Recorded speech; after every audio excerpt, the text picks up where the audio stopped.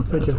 But Stan might be able to answer that question. I'm not really fully listening, but So Yeah, well, what we about don't you? really- Do you have any kids that are not, that are like Western? I'm not, That have taking, enrolled? that are not taking college Okay. classes. Okay, If they're that at enrolled? a private school, they're all in there. We don't have private schools that take classes. And we do get that was funding YouTube, for just my them, test to make sure it was working. but we don't. So it is going. We don't have that problem that Right, yeah. the Sioux County Sioux schools County, have. yeah.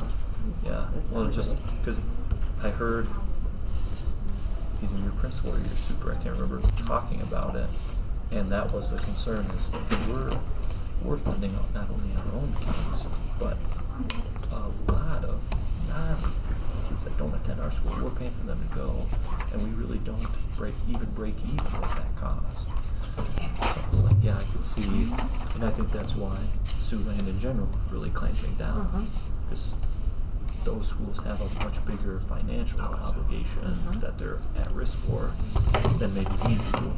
You know, our biggest risk would be kids that don't really plan on going to college, that are just taking them to get extra study loans. But I think that's going to be minimal. Coming down a little bit. I don't know, there's good arguments on both sides of that. Are we at high school? Let's have them take our high school classes. But we And really we- want to set them up for success in college. Getting that first year graduate, that's great. guess who. I don't know what the right answer is. I don't know. There's only one I didn't spouse really in have the credit grades when I graduated from high school. You probably had some. I had Two. So I took psych and I looked at that. Oh. but I was looking at Sure. it. Oh, yeah, that makes sense. Sure. Mike, So you had two So, but classes. the string yeah, done. so I had 8 Yeah, classes. yeah. Outside. But Yeah, interesting 82 enough, degrees. Psych, That's what it said. psych covered in on the elective way in credit there. at SMSU, so That's I gonna didn't have to change. take Yeah. any of that. But I had to take child psych for my teaching. Yeah. And I had to take their Crunch the entry-level numbers and count the biology. probabilities. They counted my bio as an elective. Yeah, what's your prediction But on snow? didn't give me credit a probability. for my Late start? Bio major. What is it, 82% Well, what? So see, that's really- the other thing. 82% what? 82 for no school. Ah. 82% no school. They increased it to like 60 Wow. or something. That's for 4. They're saying That's like for 4 9 inches, inches. yeah. They have a Christian component Yeah, in there, that's so you set gotta this take it. afternoon, yeah. We got an old creaky bone. Now, You the can state really schools. hone in on that. So that's like, so in my example, Wet, bright big whether I toes. had to take credits, On his It's 5 algorithm. levels. Huh? because algorithm those, is and always as electives, I had to take their version of child psych and their version of bio, so Yeah. it's a lot. Yeah, Sorry, listen. that's okay. I'm glad to hear that. Yeah, it's good to talk through. Yeah. Good. How are you? Oh, it's Pretty good. 5:30. Yes, yes. Okay, so Right? I need to make sure I'm logged on here. Aye. Go. Okay, thank you. Is it on? Yeah. Yes. I think so. Then I won't touch it. Okay.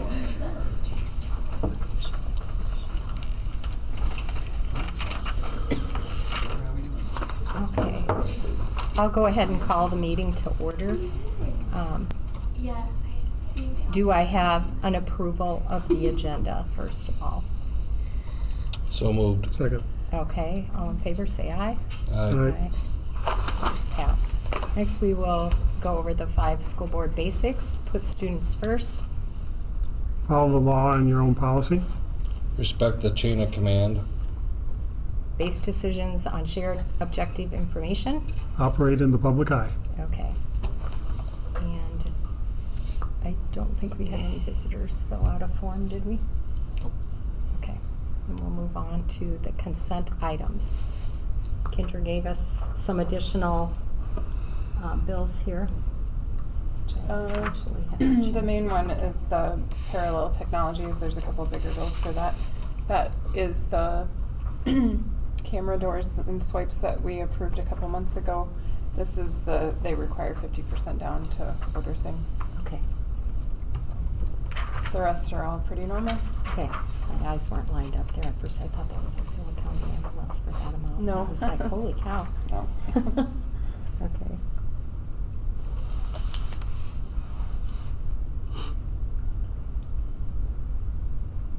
Was there any questions on any of those?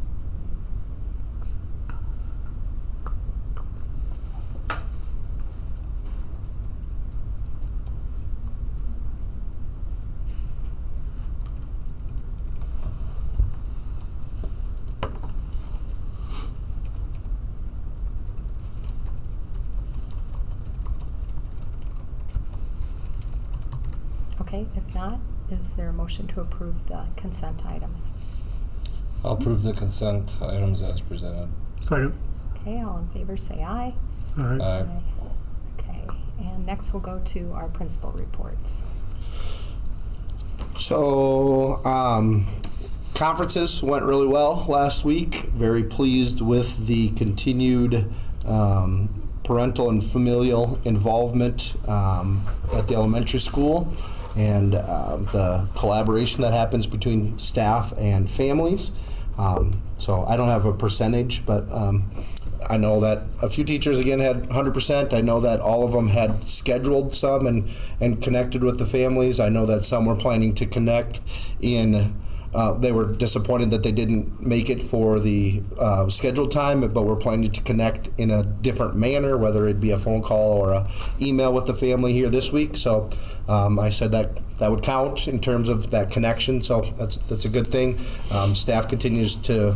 I see a lot of good things from staff in terms of making those connections and working as a team between the home and the school. So that's definitely a good thing. So highlighted a couple of different other events and things that were happening at the elementary building.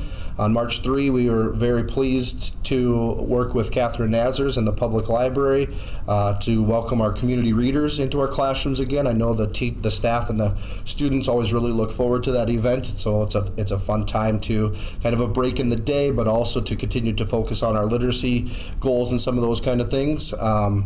So it's just kind of a fun way to celebrate that Read Across America Day and Dr. Seuss week. And so I had our spirit days that week as well. And so it's fun to see the school spirit flowing through the kids and to celebrate some of those things. So April 7, we are planning to begin our Iowa statewide assessments of student progress, our ISASS tests. In the elementary building. That's just our 3rd and 4th grade. And so we'll work with those grade level teams to make sure that those schedules are hammered out and the kids are as best set up for success as we can. So we had some interviews for our open 4th grade position at SO Elementary. We're pleased for Carly Von Retzel to accept the offer we presented, assuming pending board approval, but we're excited to get her to be a part of our team. Has a few connections up here, a good college friend that already teaches with us, and so it's fun to hear that some of our current staff is doing some recruiting for some of their college companions and some of those kind of things. And so doing something right, obviously, if we have people reaching out and saying, hey, it's a good place to be. So that's exciting. So yeah, and then just kind of, and maybe this last point kind of ties in with our PD, but we're working through transitions for students next year, what it looks like, class rosters, some of those different kind of things, and taking some of our Wednesday times to, at least I am trying to look at some Wednesday times to best accommodate what that transition looks like to best set up those kids for success and the seamless transition from this year to next year. So PD, we continue to focus on our MTSS process, our mentor-mentee program, and then that math curriculum stuff. That's kind of taken a little bit of a backseat, unfortunately, but we'll get back on that train here and hopefully have something for you guys here in terms of a proposal and how we want to move forward here the next little bit. So, and then the staff attendance and PD attendance that hasn't been reported is in there for now too. So, a lot of good stuff. And you mean a proposal for the math Curriculum district-wide. Yep. So, I know we have had some staff take some visits to other districts and kind of look at a couple of the ones in operation that we're really considering, and so we're hoping to get a few more of those visits scheduled and really look at effective implementation and reaching out through our principal network and other schools to see how they like it and what achievement or differences they've seen from implementing some of the curriculum that we're considering. So, yep. Narrowed down to a couple really good options. I think either way, we're going to have a very high quality curriculum to offer. It's just preference and Implementation and, Right. yep. Cost will play into it a little bit, you know, so, but we want the best for our kids too, so. Okay. Thank you. Mr. Hertz? At the high school, we had conferences earlier in the year, so nothing to report there. Midterm was last week, and from year to year, very similar DNF list, and also the high end A's and B's, pretty similar numbers there across the year. So not seeing the growth there we're hoping to see. Definitely still a lot of freshmen on that list, and that's something that we continue to work on. Just trying to help better set up our 9th grade students for success. Yeah, I don't know if we have all the answers we need yet, so still working on that. DCAP, we had a training last week. Mrs. Ruggles and I went to that, got some really good information. We've made some good progress on that. Definitely grateful to our staff that have helped contribute to that plan, because a lot of teachers helped contribute to that. Mrs. Ruggles and various other staff help on that plan. So Could you it's remind us what that stands for again? District Career and Academic Plan. So it's what we report to the state is how we're meeting kind of that 4-year planning, post-secondary readiness, and work-based learning initiatives that the state wants us to hit. So, yep, that's coming together, due April 1st. So it's got to be done here pretty quick, and we're very close. Spring practices and competitions are underway. Track had a meet today. I think golf is hoping to get started here very quickly. The course is supposed to open April 1st, so exciting things happening there in athletics. And then individual speech just had 18 performances at individual state this past weekend, and they had a good showing there. We just posted on Facebook several ones and a few twos, so excited for them. Planning for next year, talking about shifting success back to the end of the day. Tried it at the middle of the day to help balance out lunch shifts. We went down from a 3 lunch shift to a 2 lunch shift. Lunch for half of the kids, the other half of the kids in success. You know, some positives there, kind of breaks up the middle of the day. But some negatives, especially at the high school and 7th and 8th grade, kids missing for athletics, 9th period class versus success, things like that. So shifting it back to the end of the day, that was feedback from staff. We're making that change for next year. And then talking about high school registration, a couple things we're considering. This is an idea we got at the DCAP meeting, offering Comp 1 and 2 or Comp and Lit through NCC to count as our 4th year of English. That helps kind of take some of the load off of our high school English, but also gives kids the opportunity to take college classes to work towards that, you know, associate's or 4-year degree, whatever they need to do. So kind of a win-win. It's good for kids, and it helps us with some of the scheduling constraints too. So something that we picked up at DCAP I thought was a really good idea, and we're going to try to do that. And then careers, we're looking at requiring that for 9th and 10th graders. So as we register, we'll have kids sign up for that, and then there'll be some changes to graduation requirements and things like that that I'll bring to the board to get their approval for. So PD, very similar to Mr. DeZeo. We did send out an interest survey to see kind of what staff are hoping to have training on for next year. The highest results were things like classroom management, English language learner support, and grade level collaboration time, as well as kind of choosing their own, which is what we do with IPTY-DIPTY. There's some flexibility in there with their individual professional development plan goals. So yeah, some good ideas that we can use to help develop the plan for this next year.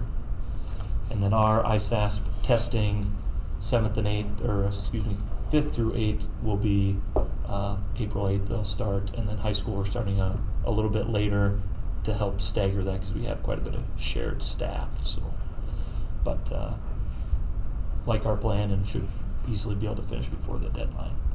And at the end is our staff attendance. Any questions? Is there any other classes that are now that will qualify, like the English? Sure, yep, so we, in our registration guide, have a list of NCC classes that we offer dual credit for. So most of those are a college class and elective credit for us. This would be a unique situation where we're saying you can have college credit and it will meet a required credit in English credit for us. That's something that I don't know that we've done. I was just trying to think of I can't think of anything that does that else. And English is a little unique in that you have to have 4 years of English, where the other subjects, a typical path is you take our 3 years, and then your 4th year you would take maybe a college bio or a college chem or senior math, something like that. So, yeah. So for counting as dual for a required and college, this would be something new. We'll still offer a 4th year of English for our non-college path students, because we have to offer 4 years of English at SO. But maybe instead of having 2 sections, we might be able to have 1 section just based off of need. So Could also help, like a student that's gonna graduate at semester, correct. be done, and help Yep. them to meet those credits. Yeah. Okay. Okay, thank you both, and we will move on to Mr. DeZeo. So, trying to highlight things that maybe we won't talk about as much in the other parts of the meeting here. As we've talked about a lot of time with our district literacy math, why I put this here is not filling the tag position, but shifting those responsibilities and just working that out, and hopefully ideally using that as a goal as we've been talking about our budget, to try and keep as many of those elementary positions and those class sizes down in the elementary as possible. We finalized some of those sharing agreements in February, and we'll continue with that tonight. And as Mr. Kent DeZeo mentioned, and Casey added on to that, about the math curriculum and just talking about that in the resources and just keeping that in mind that that's that year. So we'll probably have a bigger purchase to approve here in the next month or two before we get to the end of the year, so that we can get that math curriculum in place for next year. Even though it's for next year, typically our cycle is we purchase that on this year's budget in the spring, just as an FYI. Not that we're worried about that, but just reminding you. A lot of times with discussions on conference affiliations, and just as an update, I think, last month, the meeting was moved up a little bit due to some conflicts. We met on the 12th, but we approved applying for entrance to the War Eagle. Basically, make the long story short, we've worked through that process. I met with the War Eagle, they accepted that, and then potentially doing that for next year.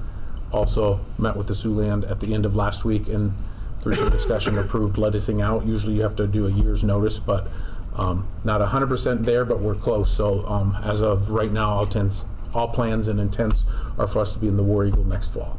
So that's kind of where we're at. And I haven't shared that with the community, but I did share that with staff, and I'll do that later. And if they're watching, they know now. And retention engagement, we did buy pizza for the staff at parent-teacher conferences. One of the 2 nights that they had those, started working, and this is crazy to say, but tried to make plans for some of our end of the year recognition and PD and things like that, because that stuff is around the corner. 2 months from today, we're going to be knocking on the doorbell to the end of the year, which is crazy to think about. And then these guys have spent a lot of time, and myself less so, but some as well, just about filling the open positions and shifting things around and things like that. And that's just kind of the name of the game this type of year. For the financial goals, the stability and the viability, we'll talk a little bit about tonight, but about SAVE and PEPO projections, things like that. We've been doing a lot of work with bonds in terms of our bond sale coming up, and learning a lot about bonds and the things that we have to go through as a public entity on that I wasn't aware of, which is fine. That's part of the process. That's why you pay people to guide you through that. Done a lot with our management fund and projections, and just talked about ways that we can continue to kind of manage the budget and cut costs for next year without necessarily always eliminating staff. And like I've mentioned before, and moving forward, we're still exploring the possibility of going from 7 to 6 bus routes and looking at that. And me and Amos had a lot more discussions on that in the last month, and everything else you can just read right there. So that's all I have. Okay. Moving on to committees. Finance, I don't know if you guys want to summarize kind of what we've met on so far. Because these two guys are in finance, so.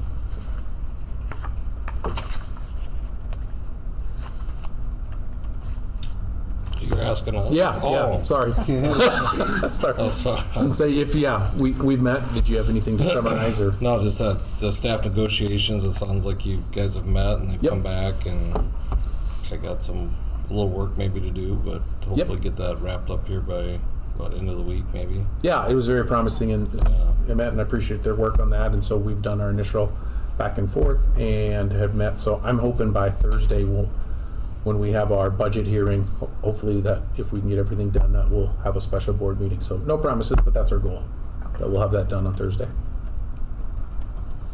And then policy committee, we met virtually, I think way back a month ago. I emailed them one that we'll approve tonight that we're doing as part of the bonding process that's required.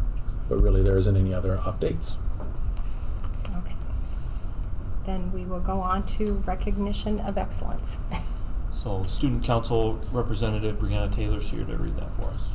Hi. Starting with Iowa Vocal Jazz Championship, our high school jazz choir, Night Sounds, has once again been selected as one of the top 8 2A jazz choirs in Iowa for the Iowa Vocal Jazz Championships.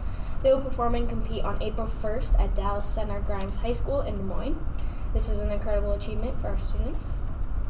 In the high school, Erica Rosenberg and myself represented Sibley Cheaton, all young women and ourselves, in such a professional manner at the Iowa State Capitol on Thursday, February 20th. We were very well prepared, having created packets of data and supportive documents that we handed out to all the legislators. We were well dressed professionally, greeted each person with a smile and handshake, and communicated clearly and professionally. Mrs. Ruggles could have not been more proud of 2 high school students. We were confident and courageous in all of our interactions.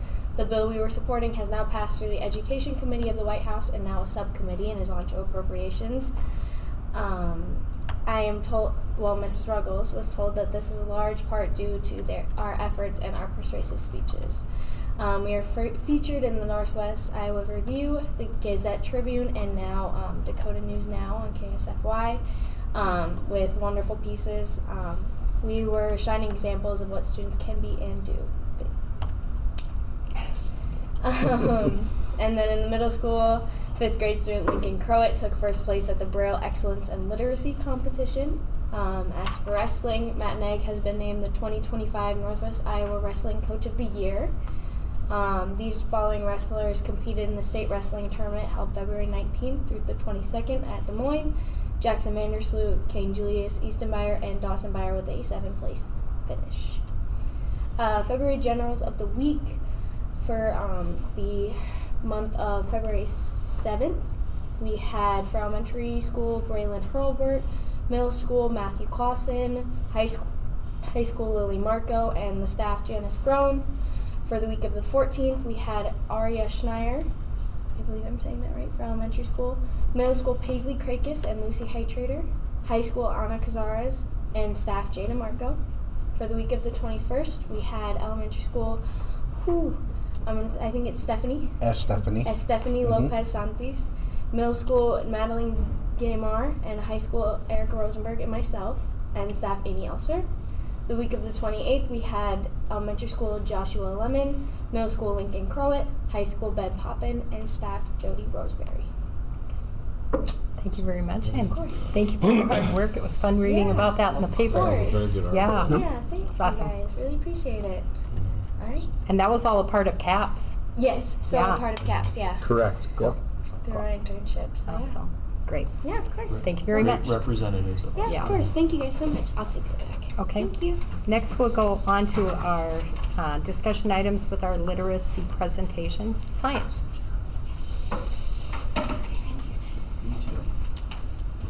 Hello. How's everybody doing tonight? Good. All right. Well, I want to respect your time. I know you guys want to get out and enjoy the nice weather too, so I'll do kind of a modified presentation. I want to give a flavor for how we're supposed to do APL, which is one of our district initiatives, but also want to I'll probably do more teacher talk than I normally do, but I do want to give you guys a chance to experience the APL instructional strategies. So typically in APL, you give a student, they'd walk in with their bell ringer card. So there's something the kids would have when they walk in the door. For me, they get one a week on a Monday, so they get a new card, and it includes questions that I'll ask to get the conversation started. And then I also use it as a way to quickly determine if we're getting the job done. So I'll have the objectives on the whiteboard. So the objectives for this particular lesson will be provide evidence that the science staff is implementing district initiatives with fidelity, share success and challenges, vignettes from our science teachers, and discuss how ISASP and ACT data can be used to determine how effective we are at hitting our science standards. So when I'm done with my presentation, I'll do a quick analysis with your help, see if I accomplish those objectives. So those are 3 things that I'm hopeful that we'll accomplish during this presentation / lesson. I always start with the bell ringer, and so typically I'll have the kids quick write some ideas down. In the interest of time, I'll give you 30 seconds to just discuss with your partner, this particular question. What is something you feel you've accomplished as a school board member or administrator this past school year? And what is something that you feel you haven't accomplished yet? That's a big question. I would probably give the kids more than just the 30 seconds to ponder that, but since you guys are more on top of it, you're ready to go, you only need 30 seconds versus the minute. So even if you don't have time, let's say that Jamie and Greg have a really great conversation about something they feel that they accomplished, and they didn't get to the what have you not accomplished yet. That's fine. So you're not getting zapped if you don't have accomplished, but if you're having a great conversation and you're really involved, I don't want to stifle that. But for those of you that, hey, I got my idea already figured out, let's move on to what I haven't accomplished yet. You now have something to do instead of just kind of waiting there for the rest of the class to get done. So that's how we typically run a bell ringer. So, and what I'll do as a teacher is once I let you loose on the clock, I'll go to a student or students and listen, try not to insert myself in the conversation, but so that when the bell buzzer goes off, I'll say, who would like to share? And if you're like most students, nobody wants to share, especially first period algebra. So I'll typically ask a student I've already talked to. So I've already talked to Greg, so I know I can go to him, and he'll give me an answer that we've talked about. I won't be surprised. He won't be embarrassed. I won't be calling out on cold turkey on him. He'll be shocked. He'll know that, okay, if nobody's volunteering, you're on the spot. So he knows that he'll be ready. Okay. So 30 seconds, talk to your table partner. What is something you feel you've accomplished as a school board member or administrator this past school year? And what is something you feel you've not accomplished yet? 30 seconds, go. So Friday, I'm gonna go to the kid I I want. was just going to say, I hope you're coming this way. phone calls for official applicants. With 3 or 4 of them, 2 or 3 of them, and so some possible. That's a big question. It is. Some possible leads. That's why I was kind of hesitant. that? The improvements we're making with our school and facility. Facility improvements? Yeah. Thank you. Got a voicemail. I had to apply. That was for What is the biggest accomplishment in school? When people, what is something parents have said, you're like, oh wow, that was a really nice. The interviews are actually. So I think the one thing I've heard from teachers is the teachers that are in It's a step in the right direction. in elementary A that couple of sure them say, places. yeah, I'll apply. Keep calling. I'm waiting to You know, hear a some couple it's interesting you of say that because interviews one schools thing that I've parents and other already had communities have interviews said with, we and have a really I amazing get facility. it. Best of luck to you. For as small as we are, Put an offer. Good luck. You know. it's not easy to maintain. Yeah. That's pretty impressive. But We referee a lot of schools, I'm sure obviously, you have too, where And like, I'm oh. just, like I said, I was in on Friday. Yeah. If I wanted- Just happened to be in Oh, I don't know, is it, some of the in a common like workers were Sergeant coming in. Bluffs, Friday, 'cause weight they heard room that is Right. not very big, and not very nice. Yeah. Now they're 4A school, right? So it's like, Board learning. I mean, I put her There's a name of it. There's, yeah, so, yeah, I know what you Where mean. we got to So that's a adjust. good accomplishment. Anybody would like to share an accomplishment they've completed this school year? Sure. Laurel, thank you. Our board was awarded at the conference or the convention for our efforts in earning enough points to get boardsmanship. So that was something that we've accomplished. That's Doing impressive. enough learning Yeah. together. Yeah. Sure. Yeah. I would imagine it's pretty difficult to achieve. There's make not an a ton of effort. I was gonna schools say, that Yeah, get it. right, there's not. So, yeah, It's awesome. it just Having takes, workshops and yeah, Iowa School Board sponsored workshops. yeah. Right. Yep. Yep. I'd like one more, if you could, if we got. What else I'd like to.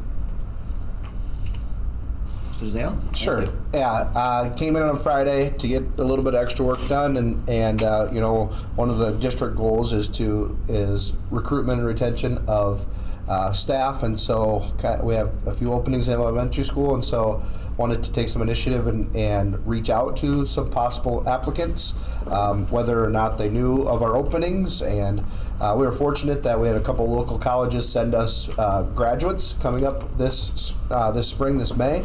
So just kind of reached out to some of the people who have endorsements and some of those kind of things, and let them know about our opening and let them know about the good things here happening at SO, and seeing if they'd possibly be interested. And got a little bit of light at the end of the tunnel there. Haven't seen applications yet, but was able to connect with a few of them and hopefully put a positive taste in their mouth for SO, and maybe we'll see some applications here come. So, That's impressive. You know, it's funny, 24 or 5 years ago, right. you didn't have to aggressively pursue. People would come to you. And it's very interesting how. The number of applications we received was almost overwhelming. Right. Versus now where we're looking for My applications. wife and I were in T before coming to Iowa. She applied for she was an aide in the school, second grade job, 600 people Yep. in T. And now Yep. it's crazy. Yep. So, Greg and Jamie I had not thought of this one. What's something you guys said you were proud you had accomplished as a school board? Facility improvements. And that brought a good conversation about, we visit other schools as officials, and there are several schools we go to, we're like, whoa, we have it amazing at SO. And that's something that parents have said to me, in other schools too. Oh, Sibley, you guys got a great track, or oh, that's a really nice gym you guys have, and so it's impressive. Would anybody had a chance to talk about something they would have accomplished, not accomplished yet, that's still on their to-do list? I kind of mentioned in my board report, we haven't closed that gap of the D and the F list yet, and frustrating at times trying to figure out how we can best do that, and maybe not seeing the results we want to. So Yeah, that does frustrate us, the DNF and the freshmen. That's a persistent work in progress. Some years are more difficult than others. Yep. But good, awesome. Well, I don't want to do too much talking. You guys are capable of reading, but my next part would be, I'm going to present evidence that we as a science staff are completing district objectives. These are objectives of the school board.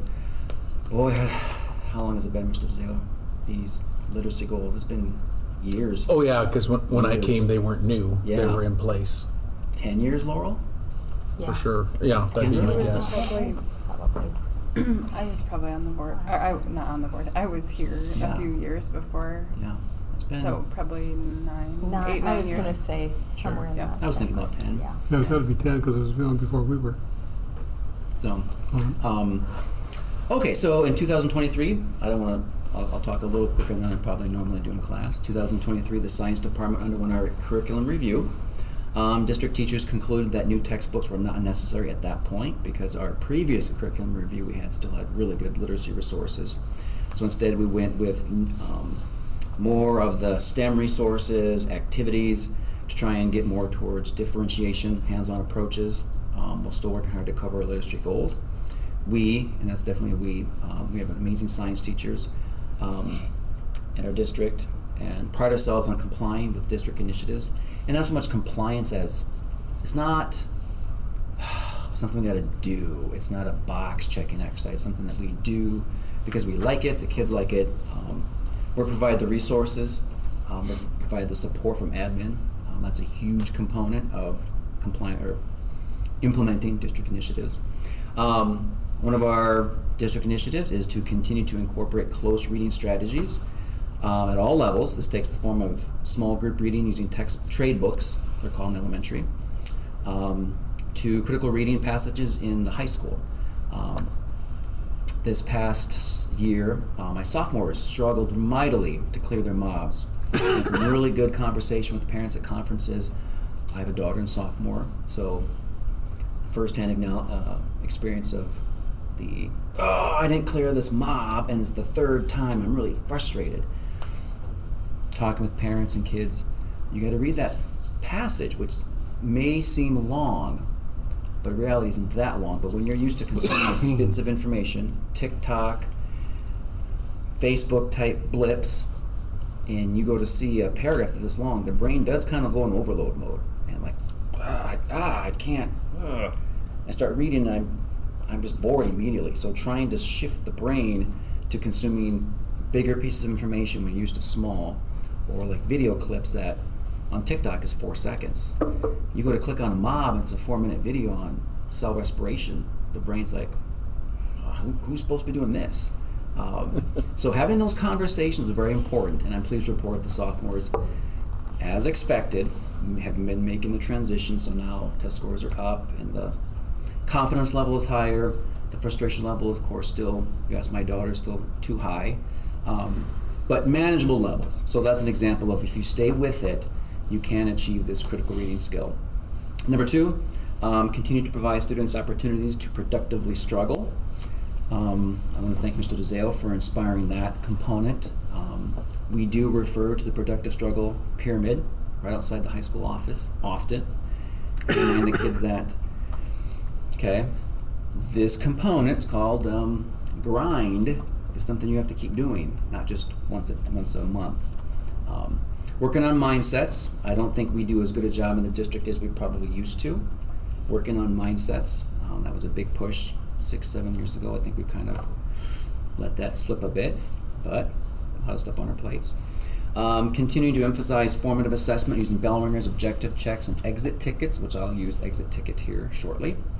Formative assessments would be non-high stakes tests. I mean, that's a paper and pencil test after unit. Formative is walk in the door, here's a question, get you thinking, type of questions versus high stakes testing. Objective checks, which I'll do here shortly to see if we're completing the lesson. And finally, continuing to employ APL strategies, time on the clock, push-pull strategies that engage the students and limit teacher talk, which is still a issue we all have. What I'd like you to do is take 40 seconds and discuss with your table mate one of the pieces of evidence that I provided that stipulates that the district science teachers are implementing school board approved initiatives. Which one of those 4 do you feel you've heard, either the grapevine or your own children? Either heard, oh yeah, I hear kids doing this, or questions about what that looks like, or I haven't heard much about that, or any question you have for me. So basically, I'm going to leave this pretty wide open. For 40 seconds, discuss your partner. Which one of those objectives do you have a question on, a comment on, or a parent has said something to you? 40 seconds, go. Progress and I time. know. I will share the I mean, the bell ringers. I have 3 kids go to his class. I know the bell ringers well there. early I mean, on that's something he's done. struggles and kids do adjust. I think he's probably brought that the other strategies teachers. that are at meeting those expectations. Our most recent could be. was the average. Could be. I'm not sure. Who actually started it all or where it For me, started it's the yet? I formative don't know. assessment stuff. Yeah. Conversations. Yeah, it's a good idea to get them started thinking right away.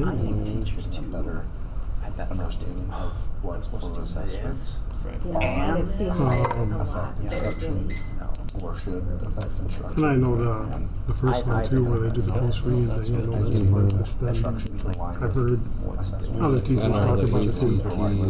Instruction. Right. That's a Yeah. whole- How they did. Yep. For testing. Yeah. Yep. I'm hoping that's hit pretty heavy in the teacher tools. It is. If they're helping with them, I'm sure. You said that, we agreed. Yeah. Kendra, would you mind sharing the comment you had about, I think it was number 3, did we talk about objective checks? Yeah. Yeah, so just having students in school, every unit, there's a Jeopardy that parents do with the kids and go over the objective checks too, so it's fun. I always appreciate the the rows that are non-science related. The parents need help Especially the categories. 90s ones, those are always Yeah, good. yeah. Stuff we don't remember from high school. Yeah. It's funny you say that because, and I'm not trying to toot my own horn, I really am not, but one of the side effects I had not realized was what an opportunity is. Mr. Zale mentioned opportunities with parents. A huge opportunity because parents have to email me. I did the objective checks. Of course, in certain instances, you got to verify that with the wife because sometimes you're not always sure. But it was an opportunity to talk to parents just quick. Hey, thanks, Kendra, for helping Susie get it done. By the way, Susie's a great kid in class. Hey, good job beating Tim. How's he doing? Or what? Just kind of a follow-up question. So those are opportunities that a side effect. Any other comments about the evidence that science department is doing the school board approved initiatives? The bell ringer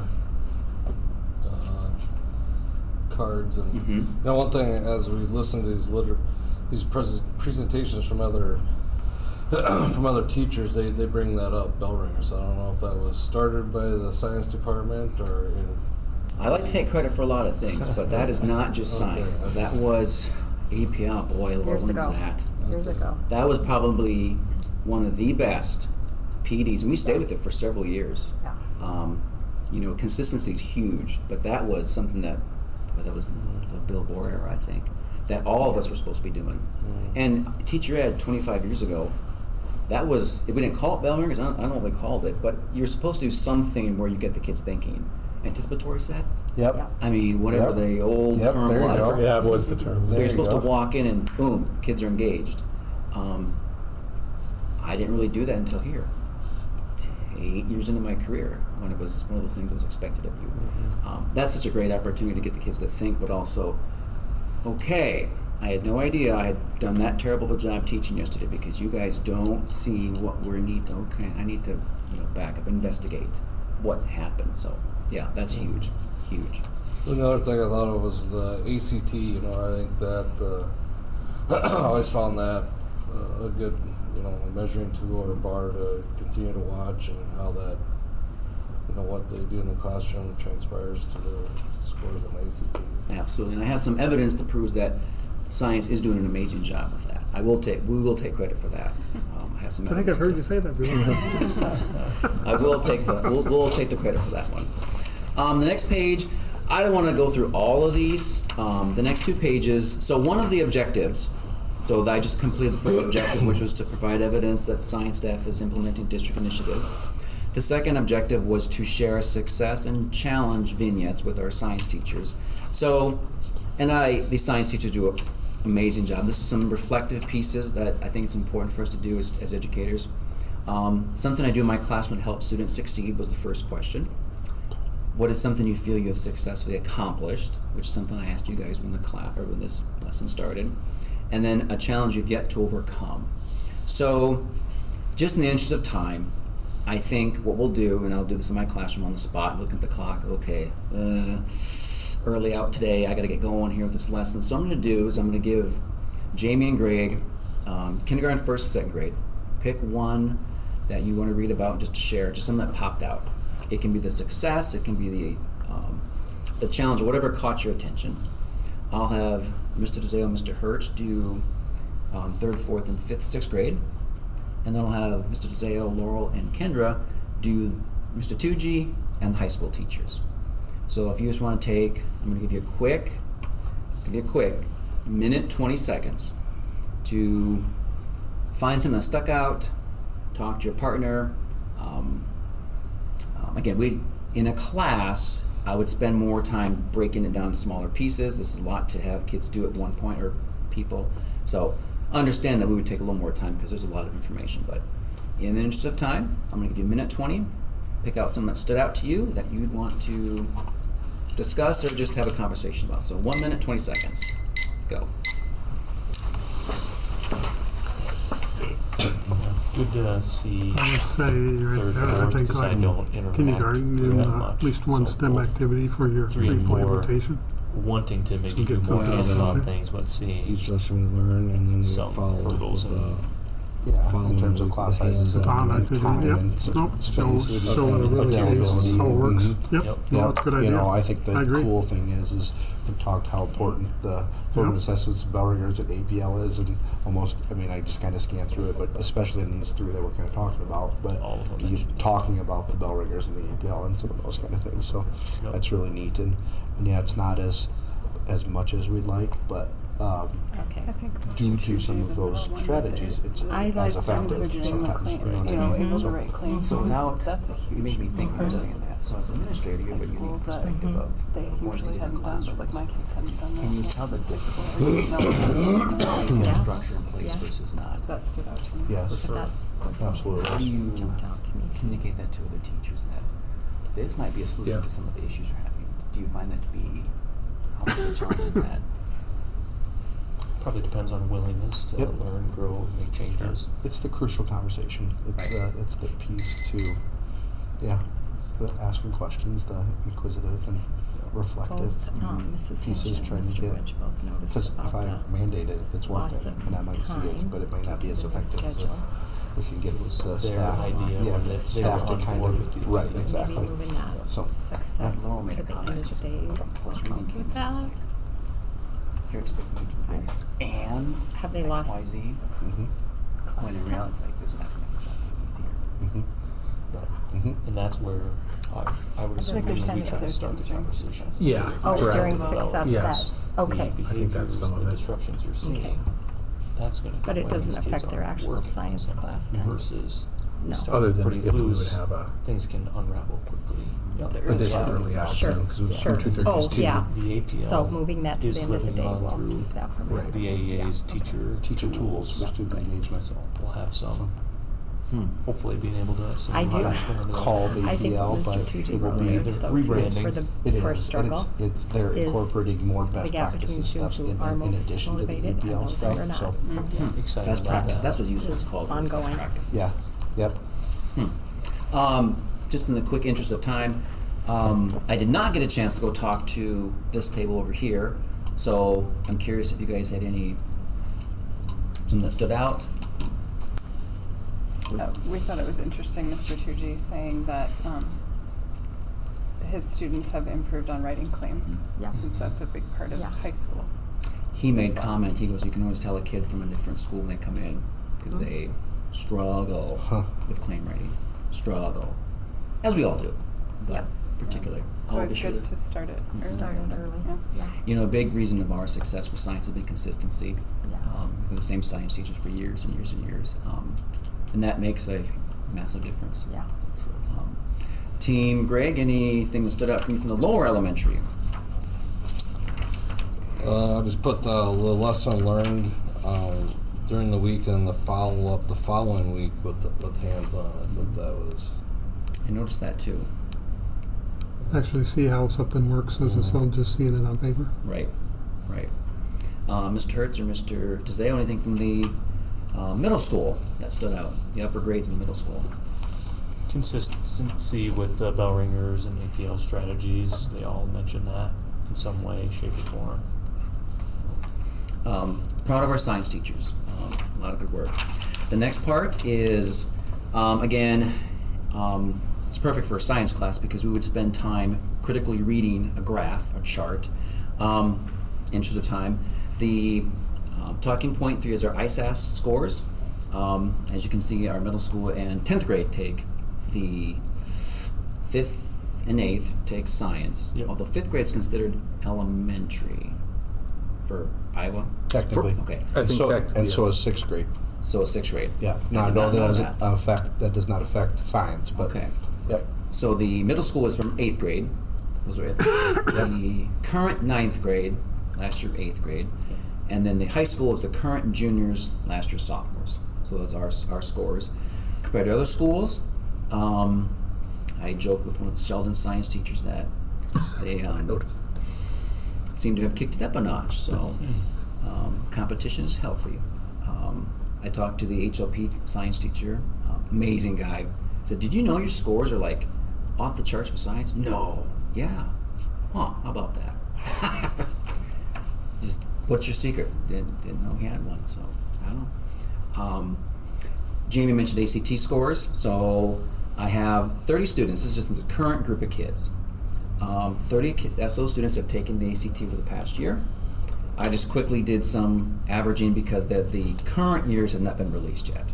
So I just took the scores that the kids have taken so far. So it's kind of an incomplete picture, but 30 kids so far. Average is 22.8, math is 20.1, the science is 24.9, English is 20.3, and the reading is 22.9. So science is the highest.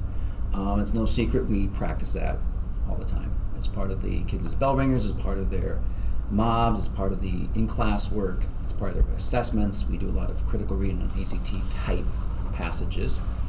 The graph below that, I couldn't quite figure out the way to present this, but of the 30 kids, 16 of the 30, their highest score was in science. That's what that graph shows, is that what the kids' highest score was on. Two of the kids, the highest was the math, and then the 11 others had the reading was the highest, and apparently nobody yet has an English score that's higher than the other three. On the flip side is our ACT scores from previous years, and I'm again proud to report that our science scores are higher than the other curricular areas, and they're also higher than the state and national averages. And again, that's because the kids work hard, we push them. At that particular moment, they may not feel like doing an ACT prep passage, but it's very, freshmen are a little bucky because the first time they're doing it. By the time they get to sophomore and junior, it's kind of like, oh yeah, no problem, we do it. We know what to do, we know we got to struggle through it, and that's just part of the routine. I'd like to take a quick 30 seconds, talk to your partner, pick any data point from the ISASS or the ACT that you think helps support the claim that, or anything that stuck out to you. It could be a similar score, a question you have, or a comment, just anything that stood out to you of interest with the data. Quick 30 seconds, go. 16 kids that scored highest in the science subtest overall. I don't know. They're all kind of compelling, I think. Good word. I like that word. Consistent, yes. You know, you can always tell the ones that good parents at home. That's your excuse. It's been drilled into me by you, that's why. I'm thinking over that math and science are typically No, you bet. And like I say, it's good, it's good, it's good for the teachers as a whole in science. worse than science. It's funny. Some of it's probably just familiarity with it if you've been practicing in class and others. I was gonna say just even on the ISAPs consistently above, but that's why I always say I don't put a lot of stock in high or going low. I didn't have her in class. We could have reacted that year, but what's going on in science? They went down 10 points. Well, it's because ACT. Does that really mean, did they really do that poor job No. that year? Why? It could have been, who knows what was going on that week. Yeah, it's 1 plus 1 day. One day That's that there was a why bad tough week, and Yeah. we could have taken the test that year a week earlier and maybe Because they're not been right in talking average. to That's why I always say, You know, I have an A in look at the trend in the biology, long term, but you know, my like science ACT children score is 17. That's doing a great job, but do you think they solved it last year? You know what I mean? Like for 1 year blip, like Right. why did that happen? More students that excel too. And Right. Yes, there's a whole host of factors when you do it in one day. And this is the part that's awesome, is when you have to tell kids, hey, that sounds like a great conversation. I'm gonna have to cut you off because we have to move on. But that's what we want in our classroom, that engagement level. Something that we got talking over at Greg's table is that, 17 years ago, I had a conversation with a parent at conferences. How come my daughter's chemistry grade at the time was an A, but her ACT score is a 17? Her ACT score, she says she's not smart, but her chemistry grade says she is. Well, that's because ACT is just tested differently than chemistry class. Why? I don't know. So that prompted a very tough conversation among science teachers as to, are we teaching kids what they need to do to be successful, or is it just because it's in our classroom? So that prompted some conversations about, we need to be doing more critical reading because ACT is not testing science content. In fact, you don't have to know anything about science, take the science ACT. You have to be able to read critically. So that prompted some very good conversation over the past many years, so that our ACT scores are more reflective of what we're doing in the classroom.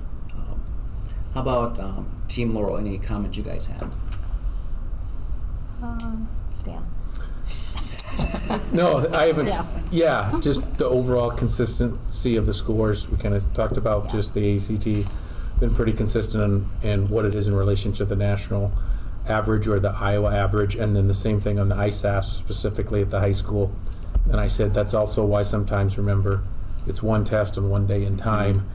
Did we really, do we need to pull Mr. Wedge in 2023 and say, hey, buddy, you dropped 9 points, what's going on?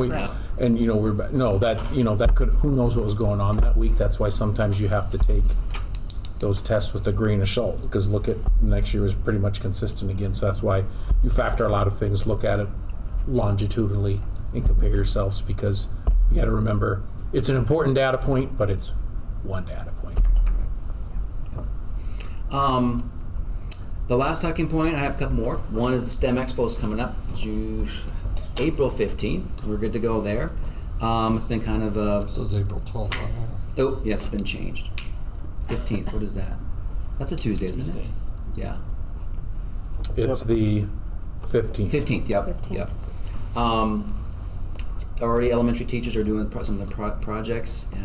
Mr. Tucci started his, so it's a great way to, I guess, advertise what we do in our classrooms. It's tough to find a date when there's not a million conflicts, but I think we did a pretty good job. Other thoughts, I want to say on behalf of the entire science department, we are very grateful for the continued support from our parents, admin team, and school board. We continually receive more praise and positive feedback from parents who support our efforts to raise rigor and expectations. As one parent told me at conferences, today's sacrifice is tomorrow's benefit. That's been as all of you know, it's been a tough battle sometimes to convince, like we talked over at Laurel's team, parents more than the teachers. But I think a consistent, exhausting sometimes, approach does benefit, is worthwhile. I want to remind everybody here, science is not a unique subject, but it's an amalgamation of math. So we collect data, reading, we read charts and graphs, and we write about what we did. So it's really not a unique subject. So when we have conversations with parents, I'm just terrible at science. No, you hate math. And so that part of science makes it very difficult. Well, I hate to read too. Okay, that makes science even more. I hate to write too. Well, that makes science impossible. So having those conversations is important. There's not such thing as science skill. Again, thank you to Mr. DeZale for the productive struggle. We refer to that constantly in our classrooms. And just again, thank you for all the support over the years, not just approving budgets and POs, but just the day-to-day grind of here's what we're trying to do. It may be difficult now, but give us some time. So closure, I would typically have you write answers to these questions, but given time constraints, we'll just quick talk. So your ticket out the door, as I call it, is your exit ticket. So I would normally collect these as the kids walk out the door, so I could read them quick. And Jamie put, okay, yeah, I see we're not getting the job done because they still think this. Okay, so I got some work to do tomorrow. So just quick talk. So and to assist, I get one question from you to make me think. So that'll be it. And that's sometimes what I'll do is say, write down a question you have for me for class time tomorrow. So I'm gonna give you a quick 30, just a quick question, make me think. 30 seconds. A question for me about science, anything you've been thinking about. 30 seconds, go.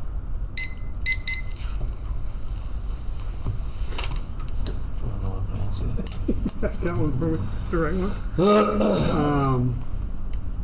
Go back when you started. What would you do different? That's a good one. That's a deep thinking one. That's a good question. Type out that essay that you're thinking about. 2 words or less. But yeah, That's a good one. I would say, I was just thinking. we were talking about some younger teachers, and I told this younger teacher, 25 years ago, I should have been paying them to teach the schools. I was so terrible, as we all are. So just understand it's going to be tough. I think I should have done a better job of preparing the kids for what awaits them. And so you're saying, get on board. I should have done a more job of, it's going to be, like I do now, it's going to be tough, but you can do it. That would have, I think, laid the groundwork for, he's not just two, as one of your classmates said. Yeah. He's trying to destroy it from my A. Direct quote. Yeah. We'll have to get that name. Okay, I talked to Mr. Hertz, so I know what's coming, so I'll have him go first and you guys can surprise me and we'll be done then. So what would you do differently based on what you know now? What would you do differently if you could go back? It's a great in your question. career? So before I answer that question, I was talking to a new teacher here at SO a couple of weeks ago, and he was having some frustrations. And I said, 25 years ago, I should have been paying the school to teach because I was terrible, as we all were and are sometimes still. And so don't let these things that seem bad now bring you down. And so same advice I gave him is something that made me think. I wish I would have known better to prepare the kids for, here's what's coming. I'm going to ask some things out of you that's going to be kind of difficult, and the parents too. So it didn't come across as I was trying to, as one of your classmates put it, he's trying to destroy my GPA. I'm not your enemy, I'm on your side. I wish I had done a better job of laying that groundwork. So now I know more about how to get kids on my side before I ask them to do tough things. That's a great question. Table Greg. That was a good one. You got to try and take That was a good one. That was a good one.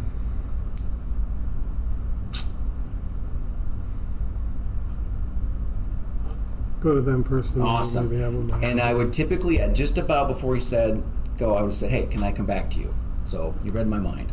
So I'll typically say, oh, we'll come back to you. Give me a few more seconds. We'll go over to these guys and I'll come back to you guys. So they know, oh, yeah, I just need a few more seconds. Team Laurel. Okay, so one of the things you talked about was letting kids do retakes on tests. So I guess the question is, what do they have to do to be able to retake, or do they just maybe coming into it go, yeah, we got to retake it anyway, so big deal. That's a great question. I'm struggling with that mightily in math. I've not found a way to make it. So in science, they have to do their mobs before they can retake. If they don't have their mobs, then they cannot retake the test. That's your only score you're ever going to get. So that's helped with homework completion. On a side note, the kids are, I don't think they're tricked, but they're certainly, oh, well, if I do my mobs, at least I can retake the test. So I've got a fail-safe. That's retaking the science test is a lot of work. So the kids that really want to do it, so they have to jump through some hoops that end up helping them anyway.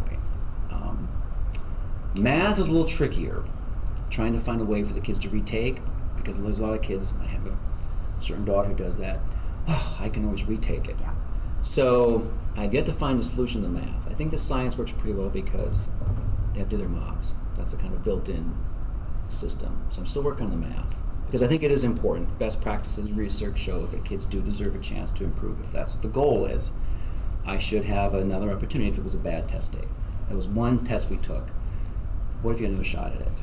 Or are you playing games? Are you just, so that's a great question. That's something. So what do you think that is? What percentage do you think that is? So for science, about 70% of the kids who take it are the ones that got a B or maybe C+. They want the A. Oh, I got a B+, I can get an A. There's very few that, I just got obliterated. I'm going to do it and get a better grade. There are some, and there's some I try to target, and there's a few, but so it's interesting that the ones that retake are the ones that already kind of got it. They really want that A, they want the B, or Dad says I need at least a C on the test, so I got to retake it. Not as many, and that's something that we've tried to work at for years, not as many as the F kids will retake it, even though they did their mobs. Not all the F kids retake it. Oh, they'll do the mob, but still not take it? Some will do the mobs and just not retake it. But most kids that failed didn't do the mobs to begin with. So that's a persistent problem.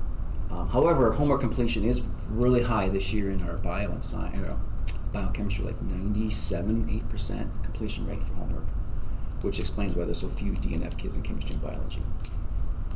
Whereas in Science 9, I think most completion rate's 40%. So, which explains why the Science 9 scores are really low.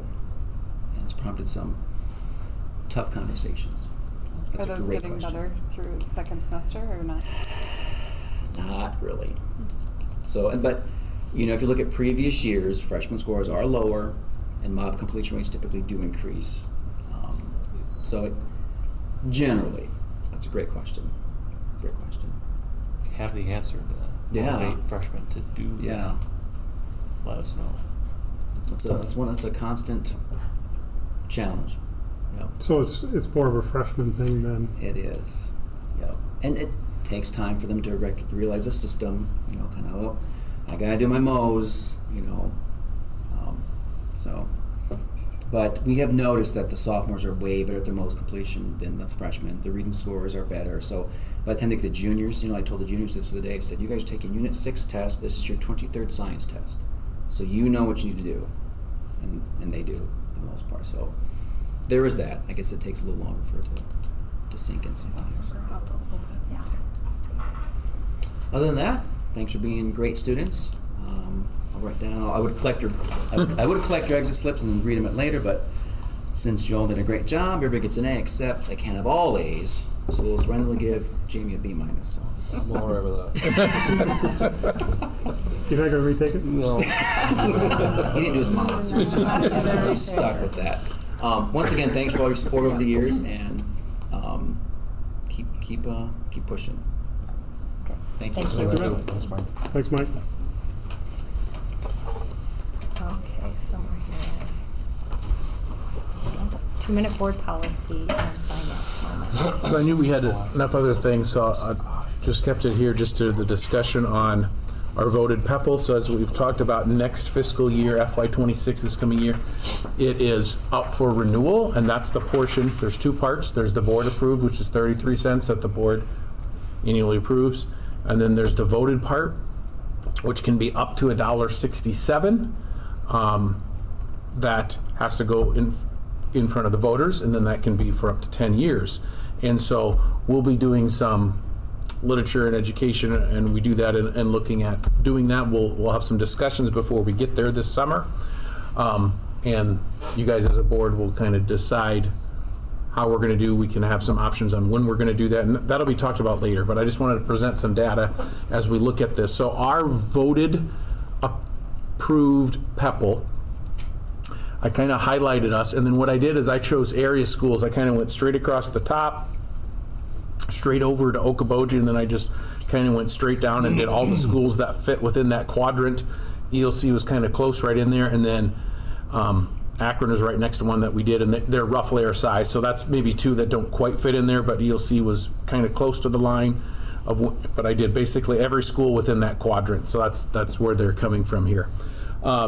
So as you can see, our voted approved PEPAL is 67 cents. But if you looked at this last year, the rate is only 10 cents. Why is that? Well, we have an income surtax amount that we collect money from, so that lowers that rate. Okay, so when you look there. But just to show, so if you look at other schools and where their rate's at compared to Sibley Ochedens, most schools across the state, their voter approved one, the most common rates will be 67 cents, $1, or $1.34. There's sometimes some reasons based on history why it could be something odd than that, and you'll see one school that is odd outside of that, but pretty much everyone else is at that either 67 cents, $1, or $1.34. So like Akron's voter approved one is at $1. Boyden Hall is at $1.34. Really the only other ones that are at 67 cents like us are the two Lyon schools. Central Lyon and West Lyon, dropping way down to the end there, are 67 cents a piece. If you go outside of that, Esterville Lincoln Central's at $1.34. George Little Rock, theirs looks at 67 cents, but they have that the income surtax. So I put in parentheses what their rate would be if anyone has that. So they would be at $1.34. You'll notice 4 districts right now don't have a voter approved one. I would group 3 of them together, and there's a reason for that. Harris Lake Park, Okoboji, and Spirit Lake, with some of the property values and other things that they get because of the county they're in and the valuations. That's part of their reason. So that's a little bit different than the rest of the state. So I think there's a reason they don't have that. So really the one that's comparable that doesn't have one, a voter approved one, was MOC, who let it expire in 2011.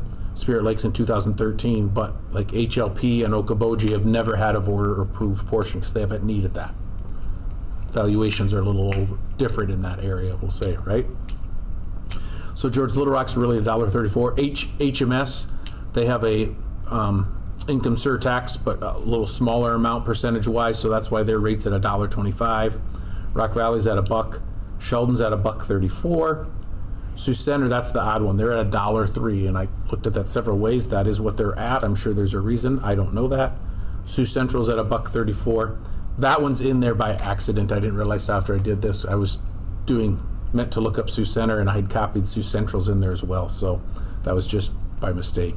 But it's still interesting data. South of Bryan's is at $1.34. If you would factor in the income surtax amount, take that out. And then West Lyon 67 cents and West Sioux $1.34. So just kind of showing you where other districts are at as we have those discussions that ours are at 67 cents.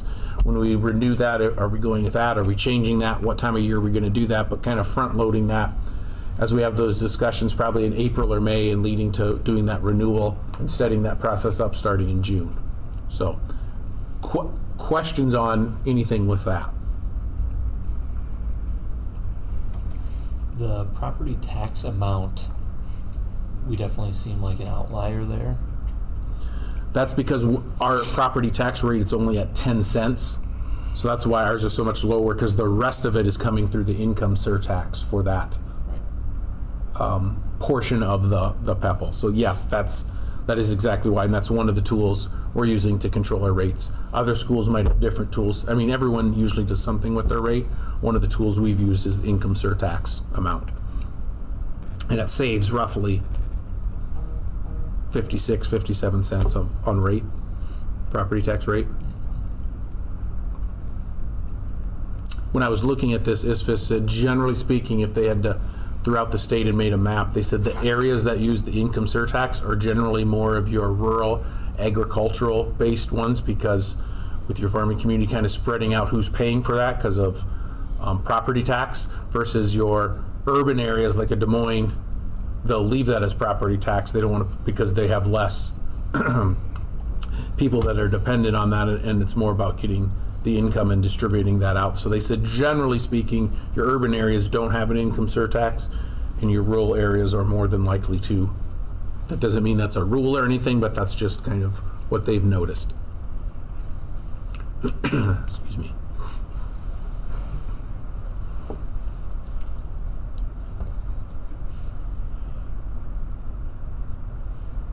If there's no other questions, that's all I have. More discussions in the next few months. And that's 10 years that you do that? Yes, it's renewed for 10 years, correct. So, and yeah, that last column, you can kind of see the dates of when they expire. And I don't know this, but I'm making an assumption because that's what's coming into this year. So like West Lyons, I'm assuming in this past year they did the work to renew it, unless they chose not to. But it just, because theirs expires in 3 months. So I'm assuming it's actually renewed, and it will be before the end of the year. Because if you were starting on that now, you wouldn't get that done this year. So we'll vote on ours this fall then? And that's what we'll discuss this summer or this fall, correct? Mm-hmm. Yep. There's a couple options with H, which we'll present. There's some rules of thought we'll talk through, and I'll have you guys decide. Generally speaking, in looking into this, there's a little more cost, but generally speaking, there's a better turnout and a better vote when you don't do it paired with a general election date. I found that from looking at other schools in ISFIS, their recommendation is, because then people are coming out to vote just on the voted PEPL part. So that's one of the things we'll discuss when April or May, we'll decide when we want to do that. Okay. Moving on then to new business, consider approval of summer school program. So I move this to the front, and then these guys can go when they're done here, but Mr. Desai will explain this. Yeah, so just looking at our success, or kind of how we've done summer school in the past, we feel like the Jump Start model, where we give kids a summer break before they kind of get back into school, has been very successful in terms of getting students here, and as opposed to stretching the school year out and kind of get to that Memorial Day point and everybody's kind of like, oh, I just need a break. And so I think that's been a good thing for us. So continuing to propose that we keep that structure. Another piece of conversation that we've had, traditionally we've had 3 weeks of 4 days and 2-hour days for our summer school. But one of the things that we talked about here lately is the Athletic Association and the Girls Union both have a dead week for extracurricular activities to allow families to take some time off. And so in the past, we've had summer school over that dead week. This proposal is recommending that we try and stay away from that to give families the opportunity, if siblings from the high school have some time off, it gives families time. We want to continue to value that family time. And so making a couple other changes to adjust for that time loss, not necessarily. So this proposal is looking at 2 weeks of summer school, but increasing both the number of days and the number of hours per day to allow the kids to kind of get into the routine of school a little bit more. One of the conversations we were talking about going down to 2 weeks was 2 hours is maybe not quite enough. We tried to align some of the times up with families for drop off and pickup. Maybe 11:30 works a little bit better over the noon hour for families to come and pick their kids up, and that transportation works a little bit better. And also then in the morning when they can kind of drop them off, and the students can go on the playground, some of those kind of things before that 8:30 start time. So, and then we're hoping that half-hour day kind of assimilates them back into that school mentality again and learning mentality again a little more quickly. And then also going 5 days a week just for some consistency there. So, Mr. DeZale was. We had some good conversations about it in terms of what that means for us financially, and I'll let you kind of speak to that if there are any questions about that. But I feel like this is a great opportunity to value the family time, but also really get our kids in these, the kids that need a little bit more support, get them kind of back into that school mode again. So the proposal is for 2 hours, 5 days a week, Monday through Friday, 8:30 to 11:30 for kids, and then staff would come and have a little bit of prep time before that. So 3 hours Monday through Friday. thank you. What did I say? 2. Sorry, 3. You had the hours right, but You had the time you said 8:30 to Time 11:30. meant 3. Previously it was 2. We're proposing to go to 3 now. How many kids do you typically have in this? Oh, good question. 10-ish per grade. Grade? Yeah, and that may be a little generous, and it kind of depends on the grade level. We've seen more participation at the lower grades than we do kind of in the 5th and 6th grades. Mm-hmm. And I'm talking grade level for next year, you know what I mean? So this year's 5th graders would be counted as 6th graders in our summer school. But it's right around there. I mean, maybe 8 is a better number, but that's a rough ballpark, Jamie, just off the top of my head. And trying to remember attendances and some of that kind of stuff. So, and then we're hoping for some consistency too, where if people commit to being in summer school, they can be there for the whole time. So, and we get it that vacations happen not necessarily during the dead week, but outside of that, or we want to take time off to travel a little bit in the summer. We understand that too, and we can make accommodations for that too. So dead week is the week before this? Correct. That's Yep. Last week. Last week in July. It's a Yep. partial week in July and a partial week in August. So you think teachers' response will be good for the hours and the time? Yes. I put it out there preliminarily to some of the staff that has worked previously, just because I wanted their experience of what they would think of going 5 days a week, and extended the 2 hours to 3 hours per day. Unanimously, it was like, this is a good idea. Let's give it a shot and see what happens. So, for those that responded to me anyway. So.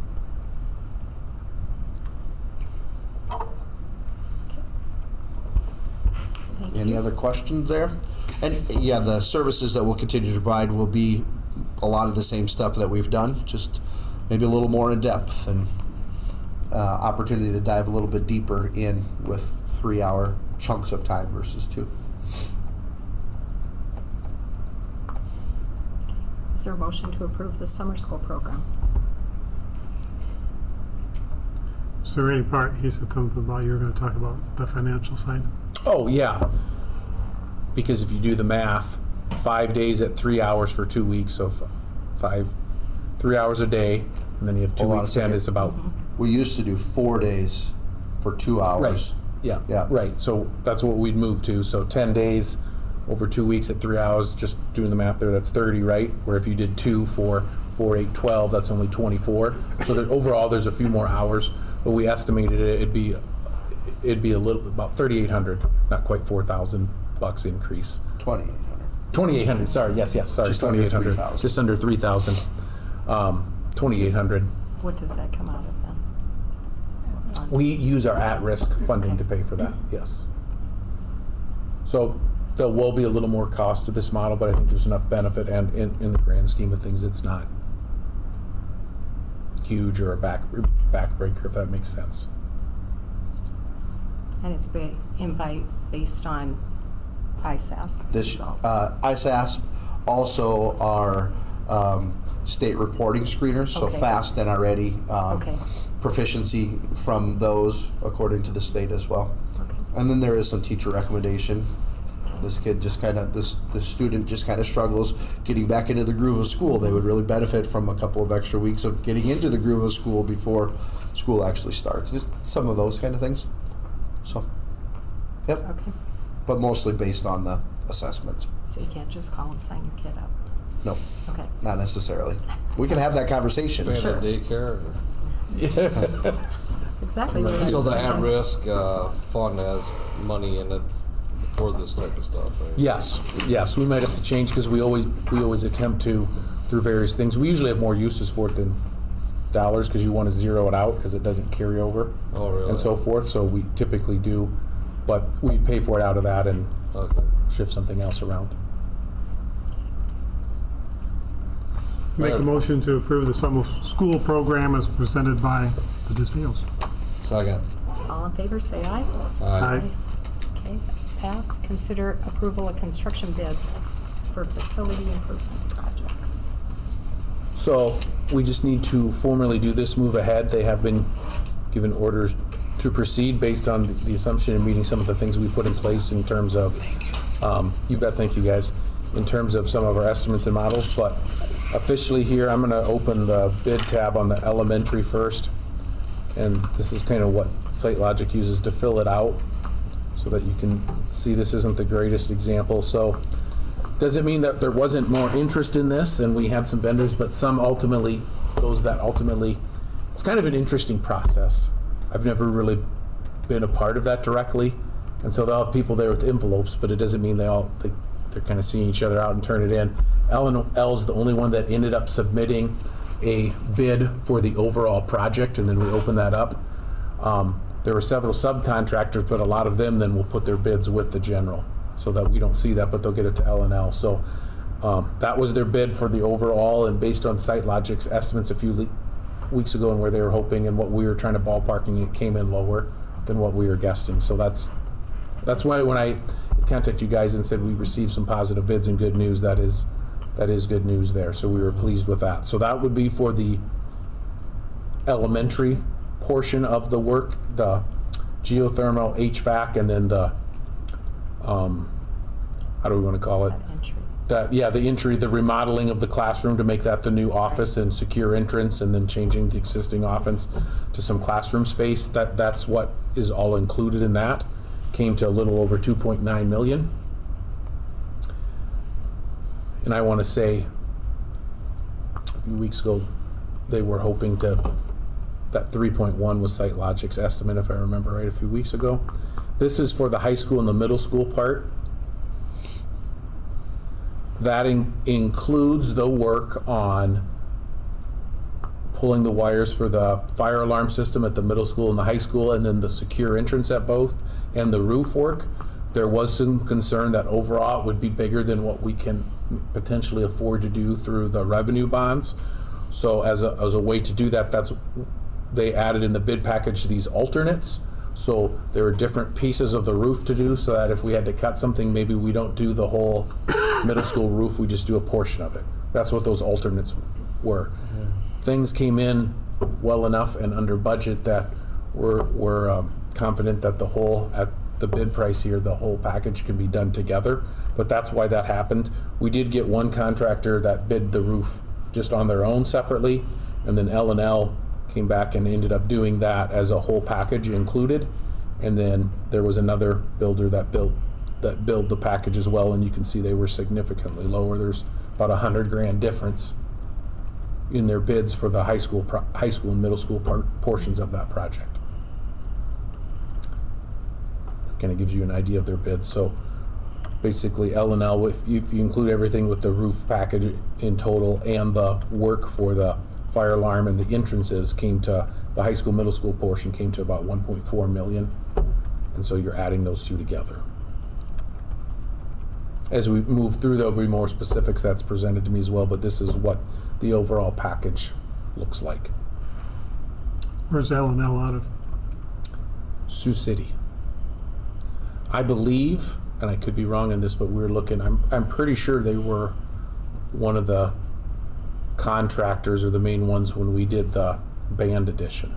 They looked familiar and then looked at their card, and Kendra and I were talking about that when we did the band in the high school HVAC system, the boiler room. What's that? I think they were from Sioux City, not to say that. Yeah. I don't remember the name. And had their, I wouldn't have come up with it till these guys brought their bid in and looking their card, and I'm pretty sure. Yeah, none of the guys that came were part of that, so it's not like they personally represented that, but I'm pretty sure they were the ones that have done that work and are familiar with our area.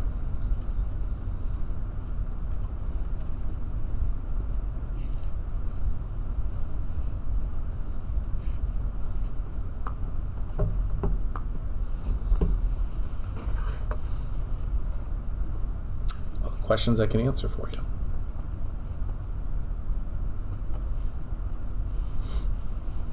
So this L&L then, they'll do both package 1 and 2. Correct. Okay. Yes. I know in the past we've always had problems getting people here, and then McDonald always seemed to kind of specifically help for us the out, roof. I think, Yes, the roof part, and I would have liked to work with them, but they got it, and they could end up being the sub on it. I don't know where that'll go. They're not right now, but they might put in a package and work with them for the roof. That could happen. They are in contact with them. I don't know where that'll be because L&L will sub that out and work with them on it. So, yeah, they bid it in 2 parts. It's kind of interesting because SiteLogic said they've done that before in situations like ours, because he said you'll have vendors come, they'll bid the first one, you open it up, and then that might affect people's bids on the second part. And I do think that happened. How it affected, I can't tell you, but they're all watching, and then they're making phone calls and coming back, because some people will say, we got the first one, we want to make sure we're competitive on the second one. He goes, or you can have companies that think we didn't get the first one, but we want the work, so they'll change their bid for the second. And yeah, we had a company that ended up not bidding the first half, saw the results, and then came back with a bid on the second half of the project. And I mean, people clearly left and had discussions. So I mean, that's why it's fascinating. I don't know what those discussions were, but there were discussions had, that was for sure.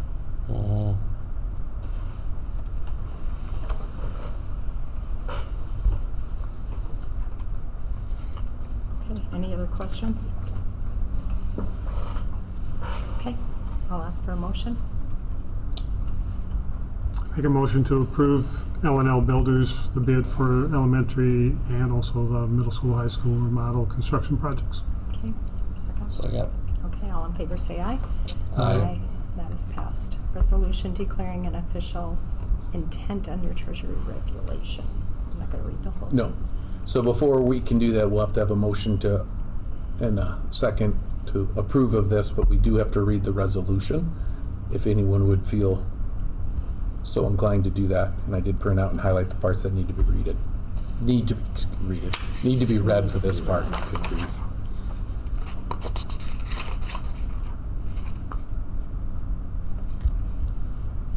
Okay, that's this one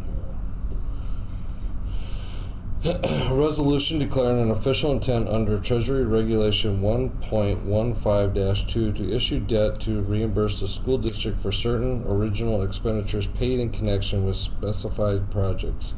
Whereas the school district anticipates making cash expenditures for one or more capital improvement projects generally described below, each of which shall hereinafter be referred to as project. And whereas the school district responsibly expects to issue debt to reimburse the cost of a project, and whereas the board believes it is consistent with the school district's budgetary and financial circumstances to issue this declaration of official intent. Now, hereforth be it resolved by the Board of Directors of the Sibley Cheatham Community School District, State of Iowa. Section 1, that this resolution be and does hereby serve as a declaration of official intent under Treasury Regulation 1.150-2. Section 2, that is responsibly expected that capital expenditures will be made in respect of the following projects from time to time in such amounts as this board determines to be necessary or desirable under the circumstances then and here existing, there existing. Section 3, that the school district responsibly expects to reimburse all or a portion of the following expenditures with the proceeds of bonds, notes, and other indebtedness to be issued or incurred by the school district in the future. Section 4, that the total estimated cost of the project or projects, the maximum principal amount of the bonds, notes, or other indebtedness to be issued for the foregoing projects and the estimated dates of completion of the projects are reasonably expected to be as follows. Do I need to list all these projects then? So the project would be... if we highlight that, the list of the projects says the funds from, and then you can kind of jump to section So the 5. list of project would be installing a geothermal system and other HVAC improvements at the elementary school building, repairing and replacing portions of the roof, and installing a voice-activated fire alarm system at the middle high school building, and constructing secure entrances at all buildings. The fund from which original expenditures are to be advanced would be the capital project save and PEPAL funds. Total estimated cost of $6.5 million. Amount of borrowing anticipated $6.5 million. Estimated date of completion would be December of 2025.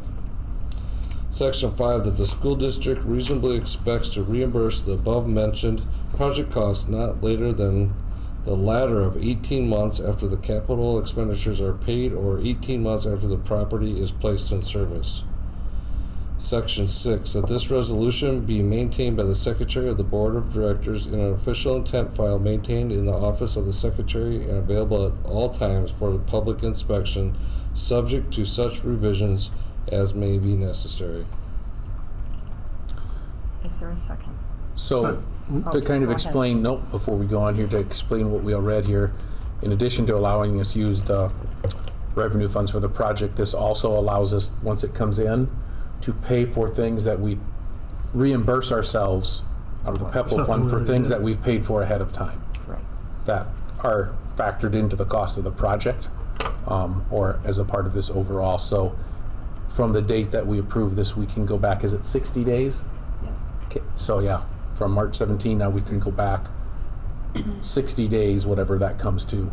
I'm ballparking it January 17, but it'd be a little bit before that. For things that we've paid for specifically to this project, we could use the funds that we get from selling these bonds to pay ourselves for that, which will be a help. Yeah.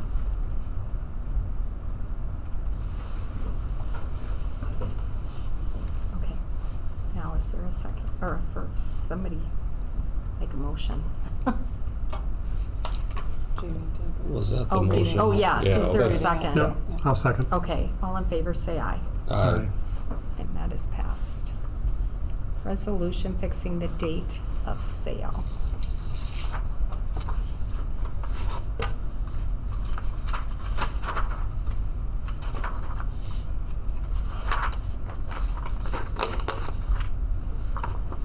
Resolution fixing the date of sale of approximately $6,130,000 school infrastructure sales, service, and use tax revenue bond series 2025, approving electronic bidding procedures and approving official statement. Whereas pursuant to the Iowa Code Chapter 423F, the Board of Directors of the Sibleyville Cheatham Community School District, the issuer, is currently entitled to receive the proceeds of the statewide school infrastructure sales, service, and use tax. And whereas pursuant to the election duty held in the district in accordance therewith on November 2nd, 2021, and pursuant to Iowa Code Chapter 423F, the Board of Directors of the Sibleyville Cheatham School District approved the revenue purpose statement and is currently entitled to expand proceeds of the statewide school infrastructure sales, service, and use tax. And Whereas the board finds it advisable and necessary that bonds authorized at the election to be offered for sale for an authorized school infrastructure purpose as defined by the district's revenue purpose statement, and it is in the best interest to issue bonds. And whereas the board deems it in the best interest of the school district and the residents thereof to receive bids to purchase school infrastructure, sales, service, and use tax revenue bonds by means of both sealed and electronic internet communication. And whereas the board has received information from its municipal advisor recommending the procedure of electronic bidding so as to provide for the integrity of the competitive bidding process and to facilitate the delivery of bids by interested parties. Now thereof, it is resolved by the Board of Directors of the Sibley Waukegan Community School District in the County of Osceola, State of Iowa. Section 1. The parity of the competitive bidding system and the electronic bidding procedures attached hereto are found and determined to provide reasonable security and to maintain the integrity of the competitive bidding process and to facilitate the delivery of bids by interested parties in connection with the sale of approximately $6,130,000 school infrastructure sales, service, and use tax revenue bonds, Series 2025. Section 2. That all electronic bidding shall be submitted in substantial conformity with Iowa Code Section 75.14 and Chapter 554D. Section 3. The school infrastructure sales, service, and use tax revenue bonds, Series 2025, in the aggregate amount of approximately $6,130,000, the bonds, to be issued and dated June 3rd, 2025, to be offered for sale. Section 4. That the Secretary of the Board of this school district shall cause to be prepared an official statement and to schedule the sale of the bonds. The bonds to be offered are school infrastructure sales, service, and use tax revenue bonds, Series 2025, in the principal amount of approximately $6,130,000 to be dated June 3rd, 2025. The official statement shall include the following terms: the electronic bidding procedures attached to this resolution are approved. Time and place of sale. Sealed bids or electronic bids for the sale of the bonds of the Sibley Waukegan Community School District in the County of Osceola, State of Iowa, the issuer, will be received at the boardroom of the district until 1:30 p.m. on April 23rd, 2025. The bids will be publicly opened at that time and evaluated by the superintendent of schools, secretary of the board, and the municipal advisor, and referred for action at the meeting of the board of directors. Sale and award. The sale and award of the bonds will be held at the board meeting scheduled at the same date. Manner of bidding. Open bids will not be received. No bid will be received after the time specified above for necessary for receiving bids. Bids will be received by any of the following methods. Sealed bids. Sealed bids may be submitted and will be received at the boardroom, Sibley Waukegan Community School District, Sibley, Iowa. Electronic bidding. Electronic internet bidding will be received at the boardroom, Sibley Waukegan Community School District, Sibley, Iowa. The bids must be submitted through parity. Official statement. An official statement of information pertaining to the boards to be offered shall be prepared by the district's municipal advisor, including the statement of the terms of offering and of official bid form.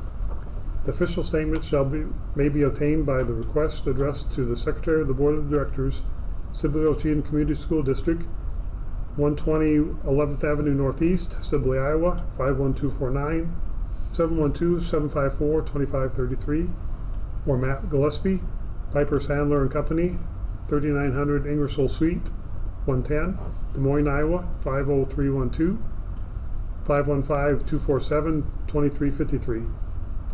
Terms of offering. All bids will be in conformity with, and the sale must be in accord with the terms of offering as set forth in the official statement. Legal opinion. Bonds will be sold subject to the opinion of Ehlers & Cooley PC, attorneys of Des Moines, Iowa, as to the legality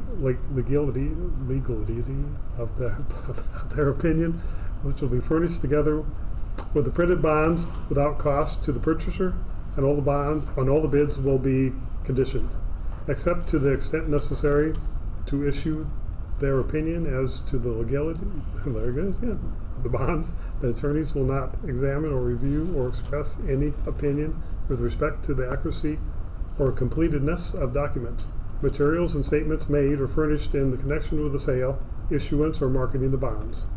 Right reserved. The right is reserved to reject any or all bids and to waive any irregularities as deemed to be the best interest of the public. Section 5, that the preliminary official statement in the form presented to this meeting be and the same hereby is approved as to the form and deemed final for all purposes for Rule 15C2-12 of the Securities and Exchange Commission, subject to such revisions, corrections, or modifications as the superintendent and board secretary, upon the advice of the district's municipal advisor, shall determine to be appropriate and is authorized to be distributed in the connection with the offering of the bonds for sale.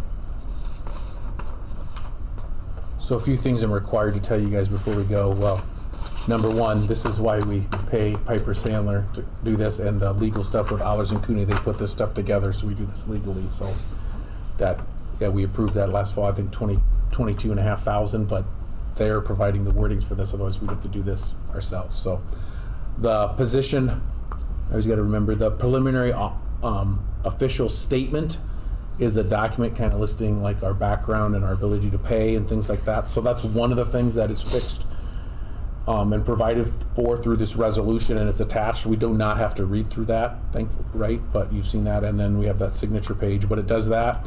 It's approving using Piper Sandler. It's approving using the parity system for people to submit and purchase the bonds.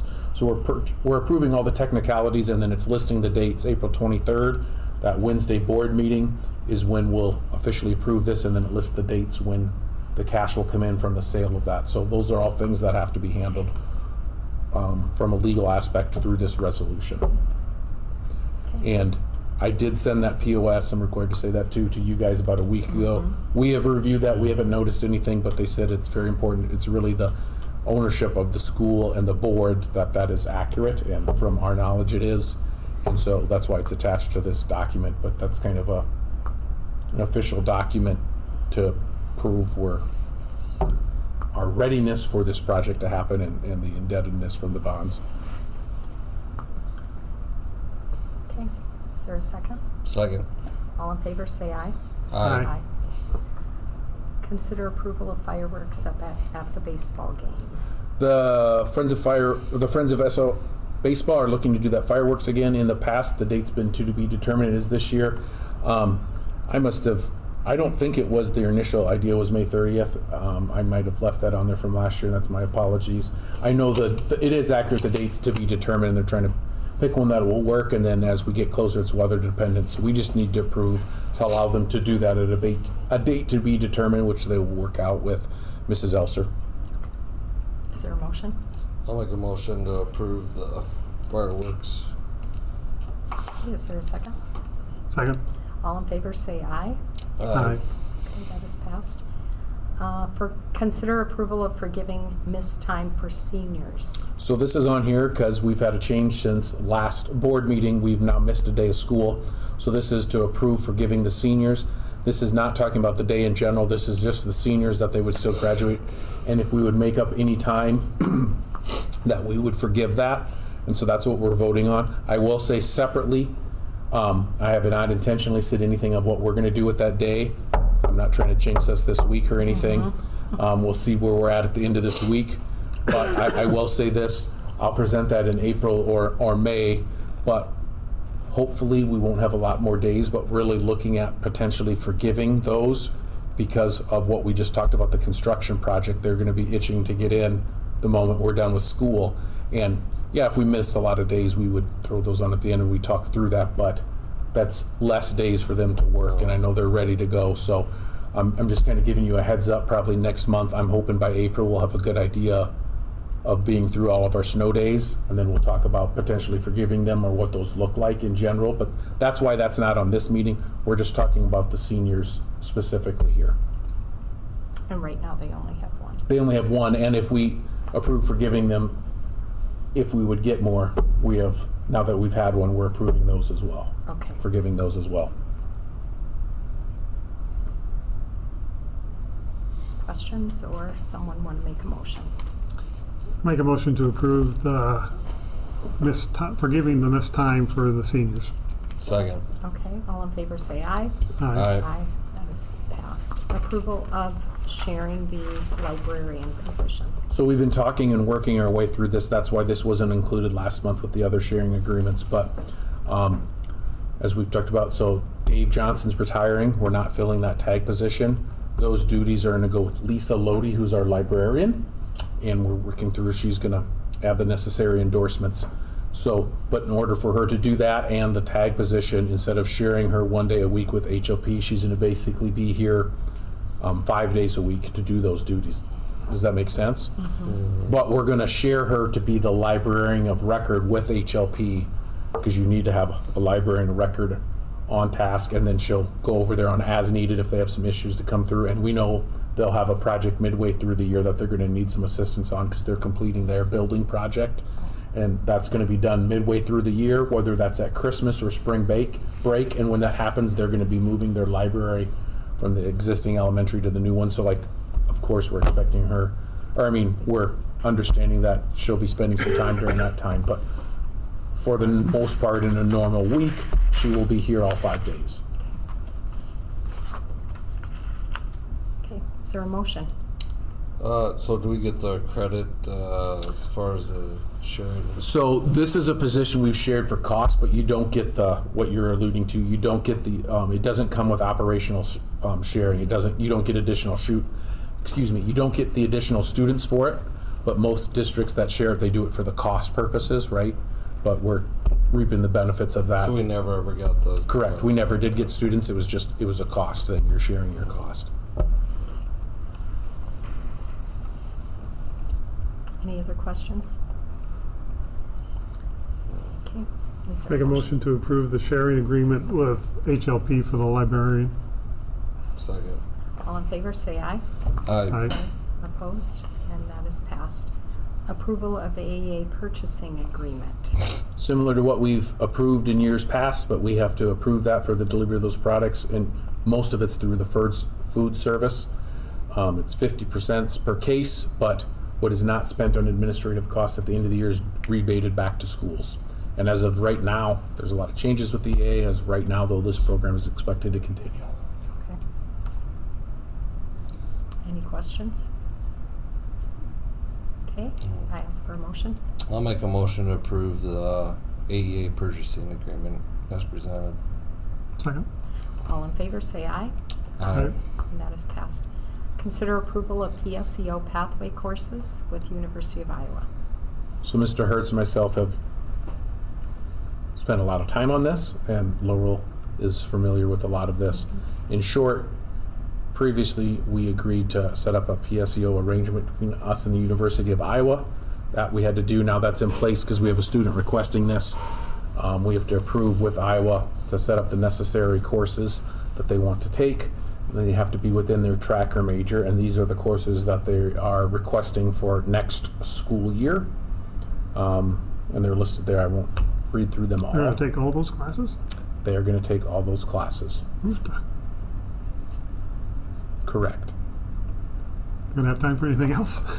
So the long and short of this, I can't reveal the name, but homeschooled students are allowed to dual enroll for Oh, classes here. And so this is a student that is not here full time. Yep. They're dual enrolled. sure. Okay. Okay.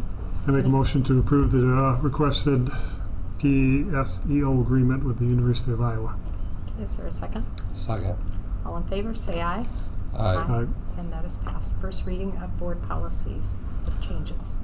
So I kind of briefly, I don't even know if they remember this, I said about 4 weeks ago to the policy committee that we'd have 2 changes that are necessary for legal reasons, and specifically was given to us by Allers and Cooney that we need to, on 704.02R1, the change, it's an updated change, and then 704.02R2, it's a new policy as recommended to them. And so I basically told Laurel and Jennifer, we can review these, but these are legally requested. So on the one, it's eliminating the stuff that's crossed out. I'll just talk about the first one first. It's eliminating that, and then we're going to add that somewhere else. So this is based on legal requirements from Allers and Cooney to be updated with some of the compliance for the sale and payback of bonds in our debt obligation. And the recommended motion is written there, so. Yes. If somebody would make a motion, unless there's questions. I make a motion to approve the first reading and skip the second reading of the following policy, 704 .02R1. Second. All in favor, say aye. Aye. Aye. That is passed. First reading of new board policy 70402R2. And then 70402 is an addendum to that, both the policy and the first regulation, and this is new, and it kind of replaces that eighth point that we just deleted, and it's update of what's required for us with investors to move forward with the sale and payback of bonds. I make a motion to approve the first reading and skip the second reading of the following policy, 704.02R2. Second. All in favor, say aye. Aye. Aye. And that is passed. Consider approval of new contracts. So we're excited for this. The first one, Carly Von Renssel, that is who Mr. Kent DeZale was referring to at the beginning of the meeting when he was talking about hiring someone. So that he said if board approves, that's what he was referring to there. She would be a 4th grade instructor. Madison Nagel as head volleyball coach, Bailey Fitch as JV softball coach for this summer. Emily Manzan Reyes is a full-time para at the elementary. She had been full-time before and then had gone to be a sub and part-time and is moving back into a full-time role. And then Justin Kruger as a sub bus and activity driver, and he's working with Amos on getting the school bus portion of his CDL. Is there a motion to So do we have this? a varsity I'm sorry. softball coach? Working on that. Okay. We do have someone if no one, Mrs. Ulcer is speaking with some people, and if no one accepts, we have a plan in place for that, but it isn't finalized yet, so I don't have anything to present. Yep. Well, I was just wondering because I don't see it advertised anymore, so Yes. I just was figuring, oh, I don't remember Correct. seeing that one, but no. But Is there a motion? I make a motion to approve the new contracts as presented. second. All in favor, say aye. Aye. And that is passed. At the board table, discussion tool.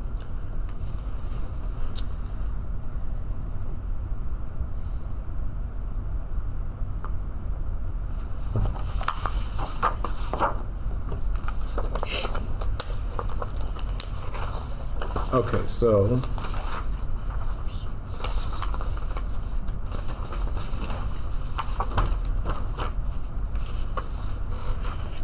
I got this idea from, or this specific scenario from someone else. We can get some education credit for it, but it was brought forward through an IASB regional, I guess I'd call it regional meeting, where the idea came from, and I thought there's some interesting concepts that come from this. So we'll go through that. The scenarios we're going to go through are listed right there. But what this goes through is just talking about the difference between ethics and what's legal when we're talking about making decisions as a board and board policy specifically and what we outline. And it's going to have 4 scenarios to go through, and we'll just go through this together and then have a conversation with that. It won't take super long, but it says there's some basic ethical principles that are discovered, and what does it look like matching that up to our own code of ethics and things like that. And so what they're talking about ethics is that the discipline dealing with what is good and bad and the moral duty to follow through on that obligation. That's kind of the Webster's definition. Ethics, the science of human duty, that's a definition by David Swing, or the obligations of morality by Koseth. So reading through this, is there a difference between what is ethical and what is legal? And can you give an example in relation to school board work? But is there a difference between what is ethical and what is legal?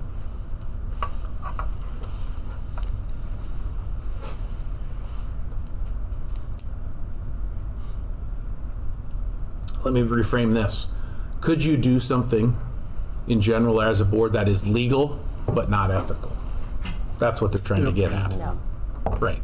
There's things that we could maybe legally do, but when you think about it ethically or morally from that end of things, it might not be. It could be perfectly legal.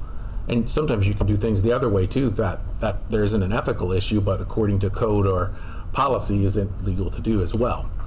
So it says, what is legal is allowable under the law. A majority of the board meeting over coffee without posting to discuss changes is not legal. We can't do that, okay? Now it says, while what is ethical may or may not be allowable under the law. As an example, it says, meeting with one board member and talking about things and how you vote is legal under the law, but meeting with a board member to kind of solicit a vote ahead of time and then meeting with all of them, I'm not hinting at anything here. They're using this as an example. But soliciting votes ahead of time isn't ethical, but technically there's nothing that prevents two people, as long as it's not a majority or a quorum of the board, from talking, right? So that's where you're talking about the differences between, is it legal or is it ethical? The first one's obviously you can't have a meeting of your board together without being in open and public and posted ahead of time. That's not legal. That's pretty clear. This one is where it gets, yeah, there's nothing that prevents two people from talking about that, but it might not be ethical. And so that's what they're talking about. The difference is sometimes things can be legal, but not necessarily ethical, right? Interesting enough, a lot of these scenarios, as we're going in through this, I talked to Luann about this. She goes, all of these scenarios are based on things or situations that got presented to them. So they probably happened somewhere. Yeah. I agree Right? with that. Yeah, she goes, we don't just randomly make them up. They're based off stuff that was presented or has happened at IASB that they've been found out about. So very real world applicable. So why is it important for us to conduct ourselves in an ethical manner as well as obeying the law? And I'll answer that. Well, obviously we want the trust of the public, right? We want to follow the law from a legal standpoint and do what's right, but ethically we want the support of our community and to do what is right, and so that people don't question our motives and things like that. And it says it's clear why we have to act within the law because of state mandates and things like that, like we said. But what's interesting, it says there's seldom penalties for violating a board's code of ethics, but there are penalties when you violate the law, right? But the state's code of ethics is, in Iowa's, different story. Regardless, the board pays a price for unethical behavior, even if there's not direct penalties. But you pay the price through losing the trust of the people, your public, your constituents, and each other potentially, right? And so there's things to consider when you're making those choices, is basically what they're getting at. All right, so here's the scenarios, and you can see them on there, and I'll give you each a little time to kind of think through yourself, and then we'll talk through here. So it says consider the scenarios, and we'll talk through this as a board. So the first scenario is you're a school board member. Your niece is going to be the subject of an expulsion hearing. So we've had those. You guys are familiar with that, and you go into closed session. Your niece has told you ahead of time that she was not directly involved in the fight. So she's going to an expulsion hearing because of some fight, evidently. But she merely tried to help out her best friend by reaching in to stop this quarrel. What should you do? Not take part in it. Wait until it gets to the hearing, because you have the chance to ask them questions at the hearing. You do. You do have a chance to ask So- those questions. I mean, but What they're if that was your niece, you have to pull yourself out of it. and they're getting at, she's telling you this ahead of time Yeah. before the hearing. Yep. Right. Like, stop that conversation right now. Yep. Right. And that's why I said earlier, most of these things are based on situations that have happened or got presented to ISB. So So you should just expel yourself from that then. yeah, and that's what I'm kind of hearing that you guys are saying, remove yourselves, right? Yeah.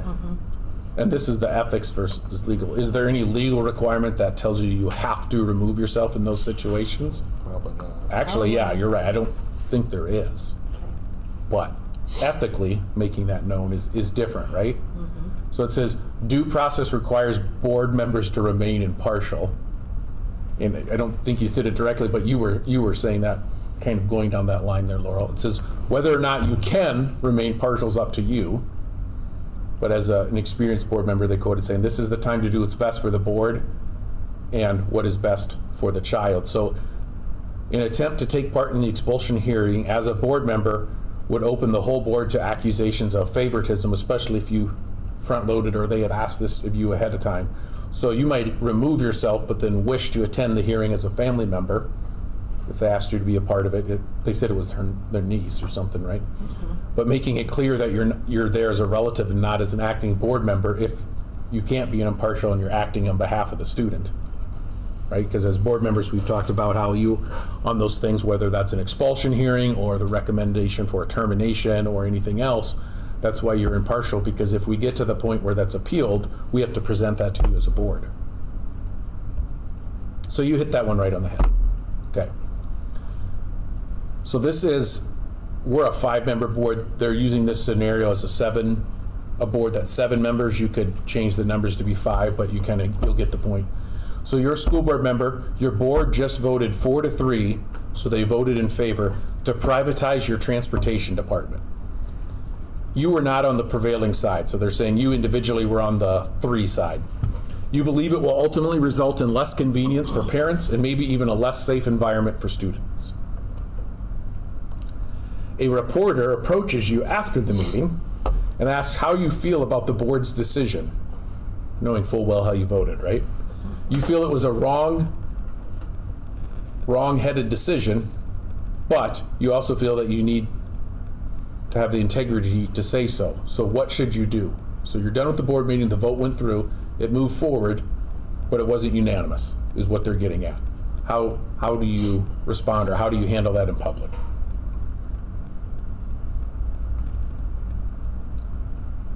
Well, you could say, yeah, I disagreed with the way that it went in the meeting, but we're going to move forward, and because everybody knows you voted against it, right? So you can't say, yeah, but I was in favor of it. Correct. Yeah. Correct. Yeah, and there's nothing that legally says how you have to answer, but from an ethics standpoint, and maybe some of our own policies of how we respond in those situations, right, in the public, and that's what you're getting at. You can say that we're going to move forward. When I read this, it struck. We did this in one of our work sessions. I don't remember which one, and Luann brought it up, and then you guys reinforced that too. But I don't remember what scenario she was using a school district. But they said a 3-2 vote. They said they had a new superintendent. They said moving forward, that means it's 5-0. Or a 4-1 vote. But you remember that when she said that, and that stuck in my mind, because then we have to move forward because it was approved. We're moving forward together, and that's what I think you're getting at, Jamie. It says, so you were elected to be a member of the board. It is expected that you will express your opinions clearly prior to a vote, which I'm assuming happened in the situation. I'm assuming they said that. Once it's taken as a board member, it's important not to work against the success of the board's expressed will. And that, yeah, you're like you said, yeah, I was against it, but we're going to move, right? Is that how you said that we're moving forward together or something like that? And that doesn't mean that's easy, but it's important for members to consider before they speak to that press, and be wise to tell the press, and you could say a community member, I'm inserting there as well, that even though you voted against this, you support the will of the board now that that vote has been taken, and we're going to move forward. I've thought of a few situations that I've seen, like in other parts of the states or nationally, where there's a controversial vote and then you get a quote from a board member who was against it, right? And when I don't know the full details, but I hear that, my first thought is, oh, they're having troubles in that district. And I don't even know anything about it. And I'm just going by how that looks perception-wise, and you're going, uh-oh, right? And so you never want that to happen. Third scenario, you are a newly elected school board member, and you are a former chairman of the Keep Graceland Open Committee. The group opposed the closing of Graceland Elementary School. That position basically got you elected as running on that platform.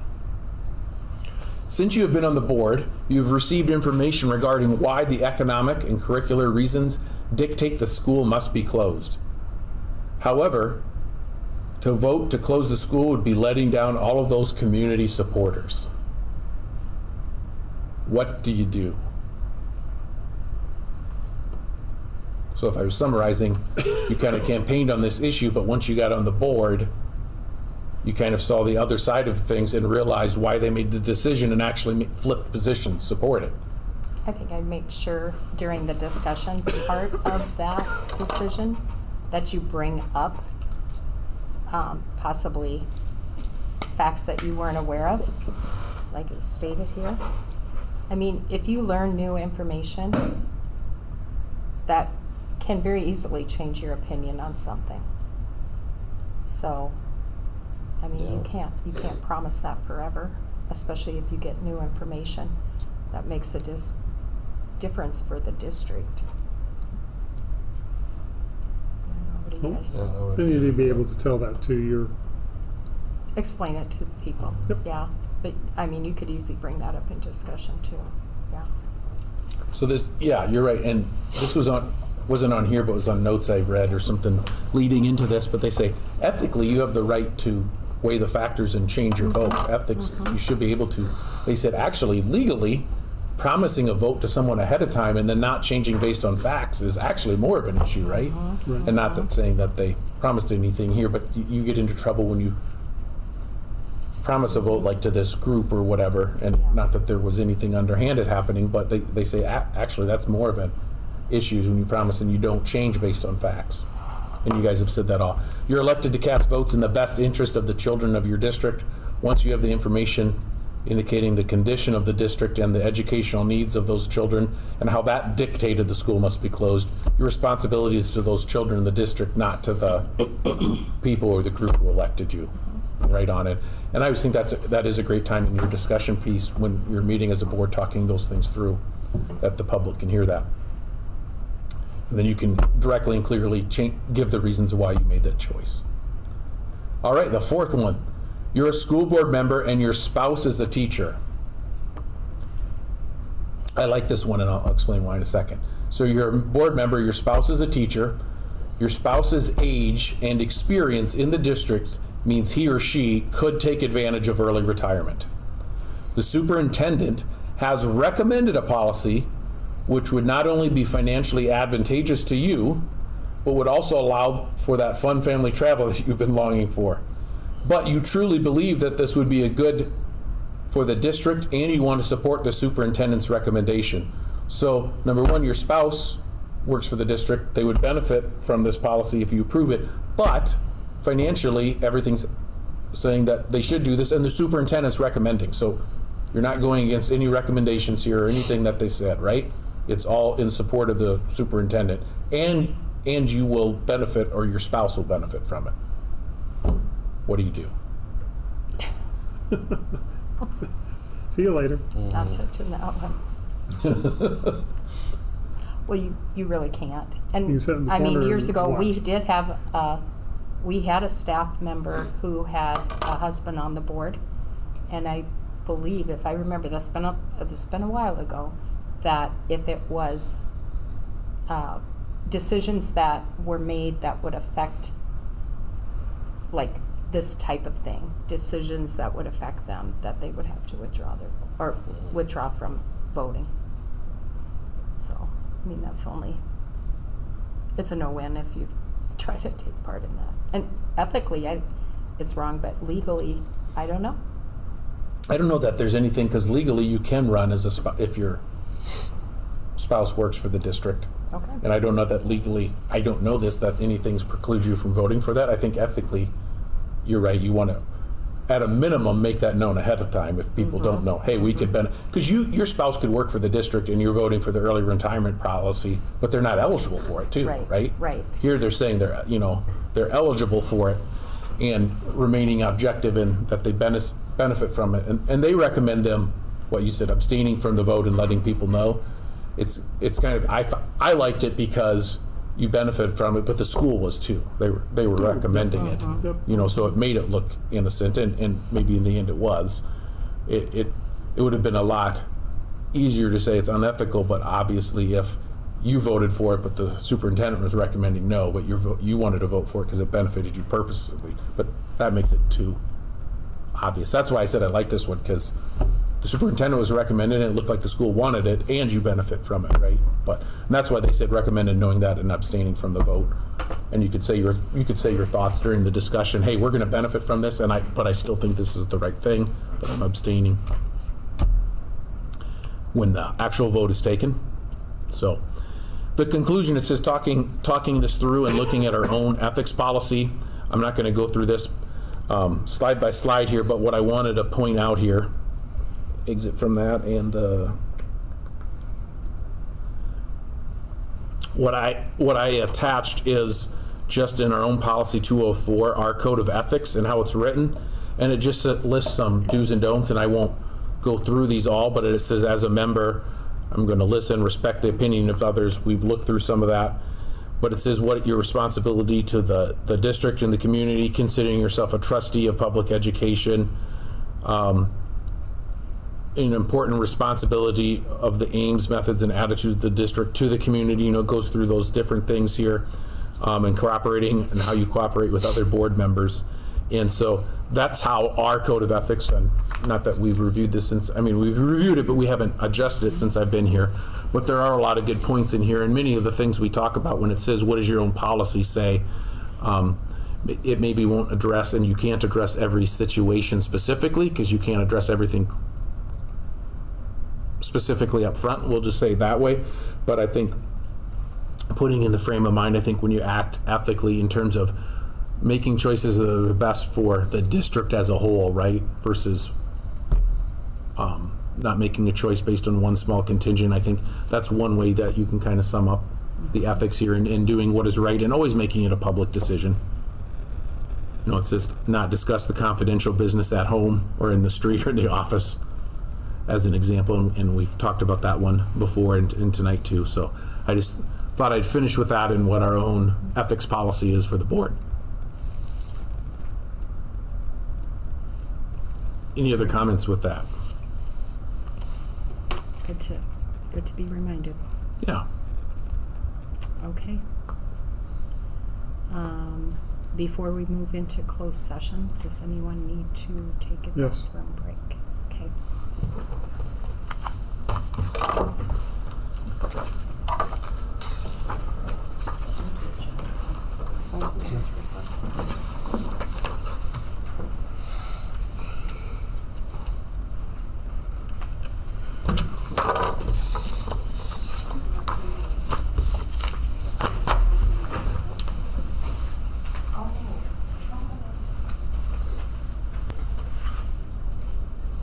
You don't anticipate any formal action after I think.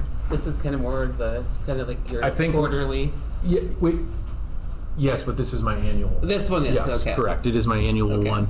But what we have done after this, we'll just do our standard next meetings. Okay, yeah, Talking that's points and- okay. and- So there's not really any There won't thing be they have any- to approve or. Nope, there okay. won't be any. That's what I thought. formal I action. thought there usually hasn't been. So.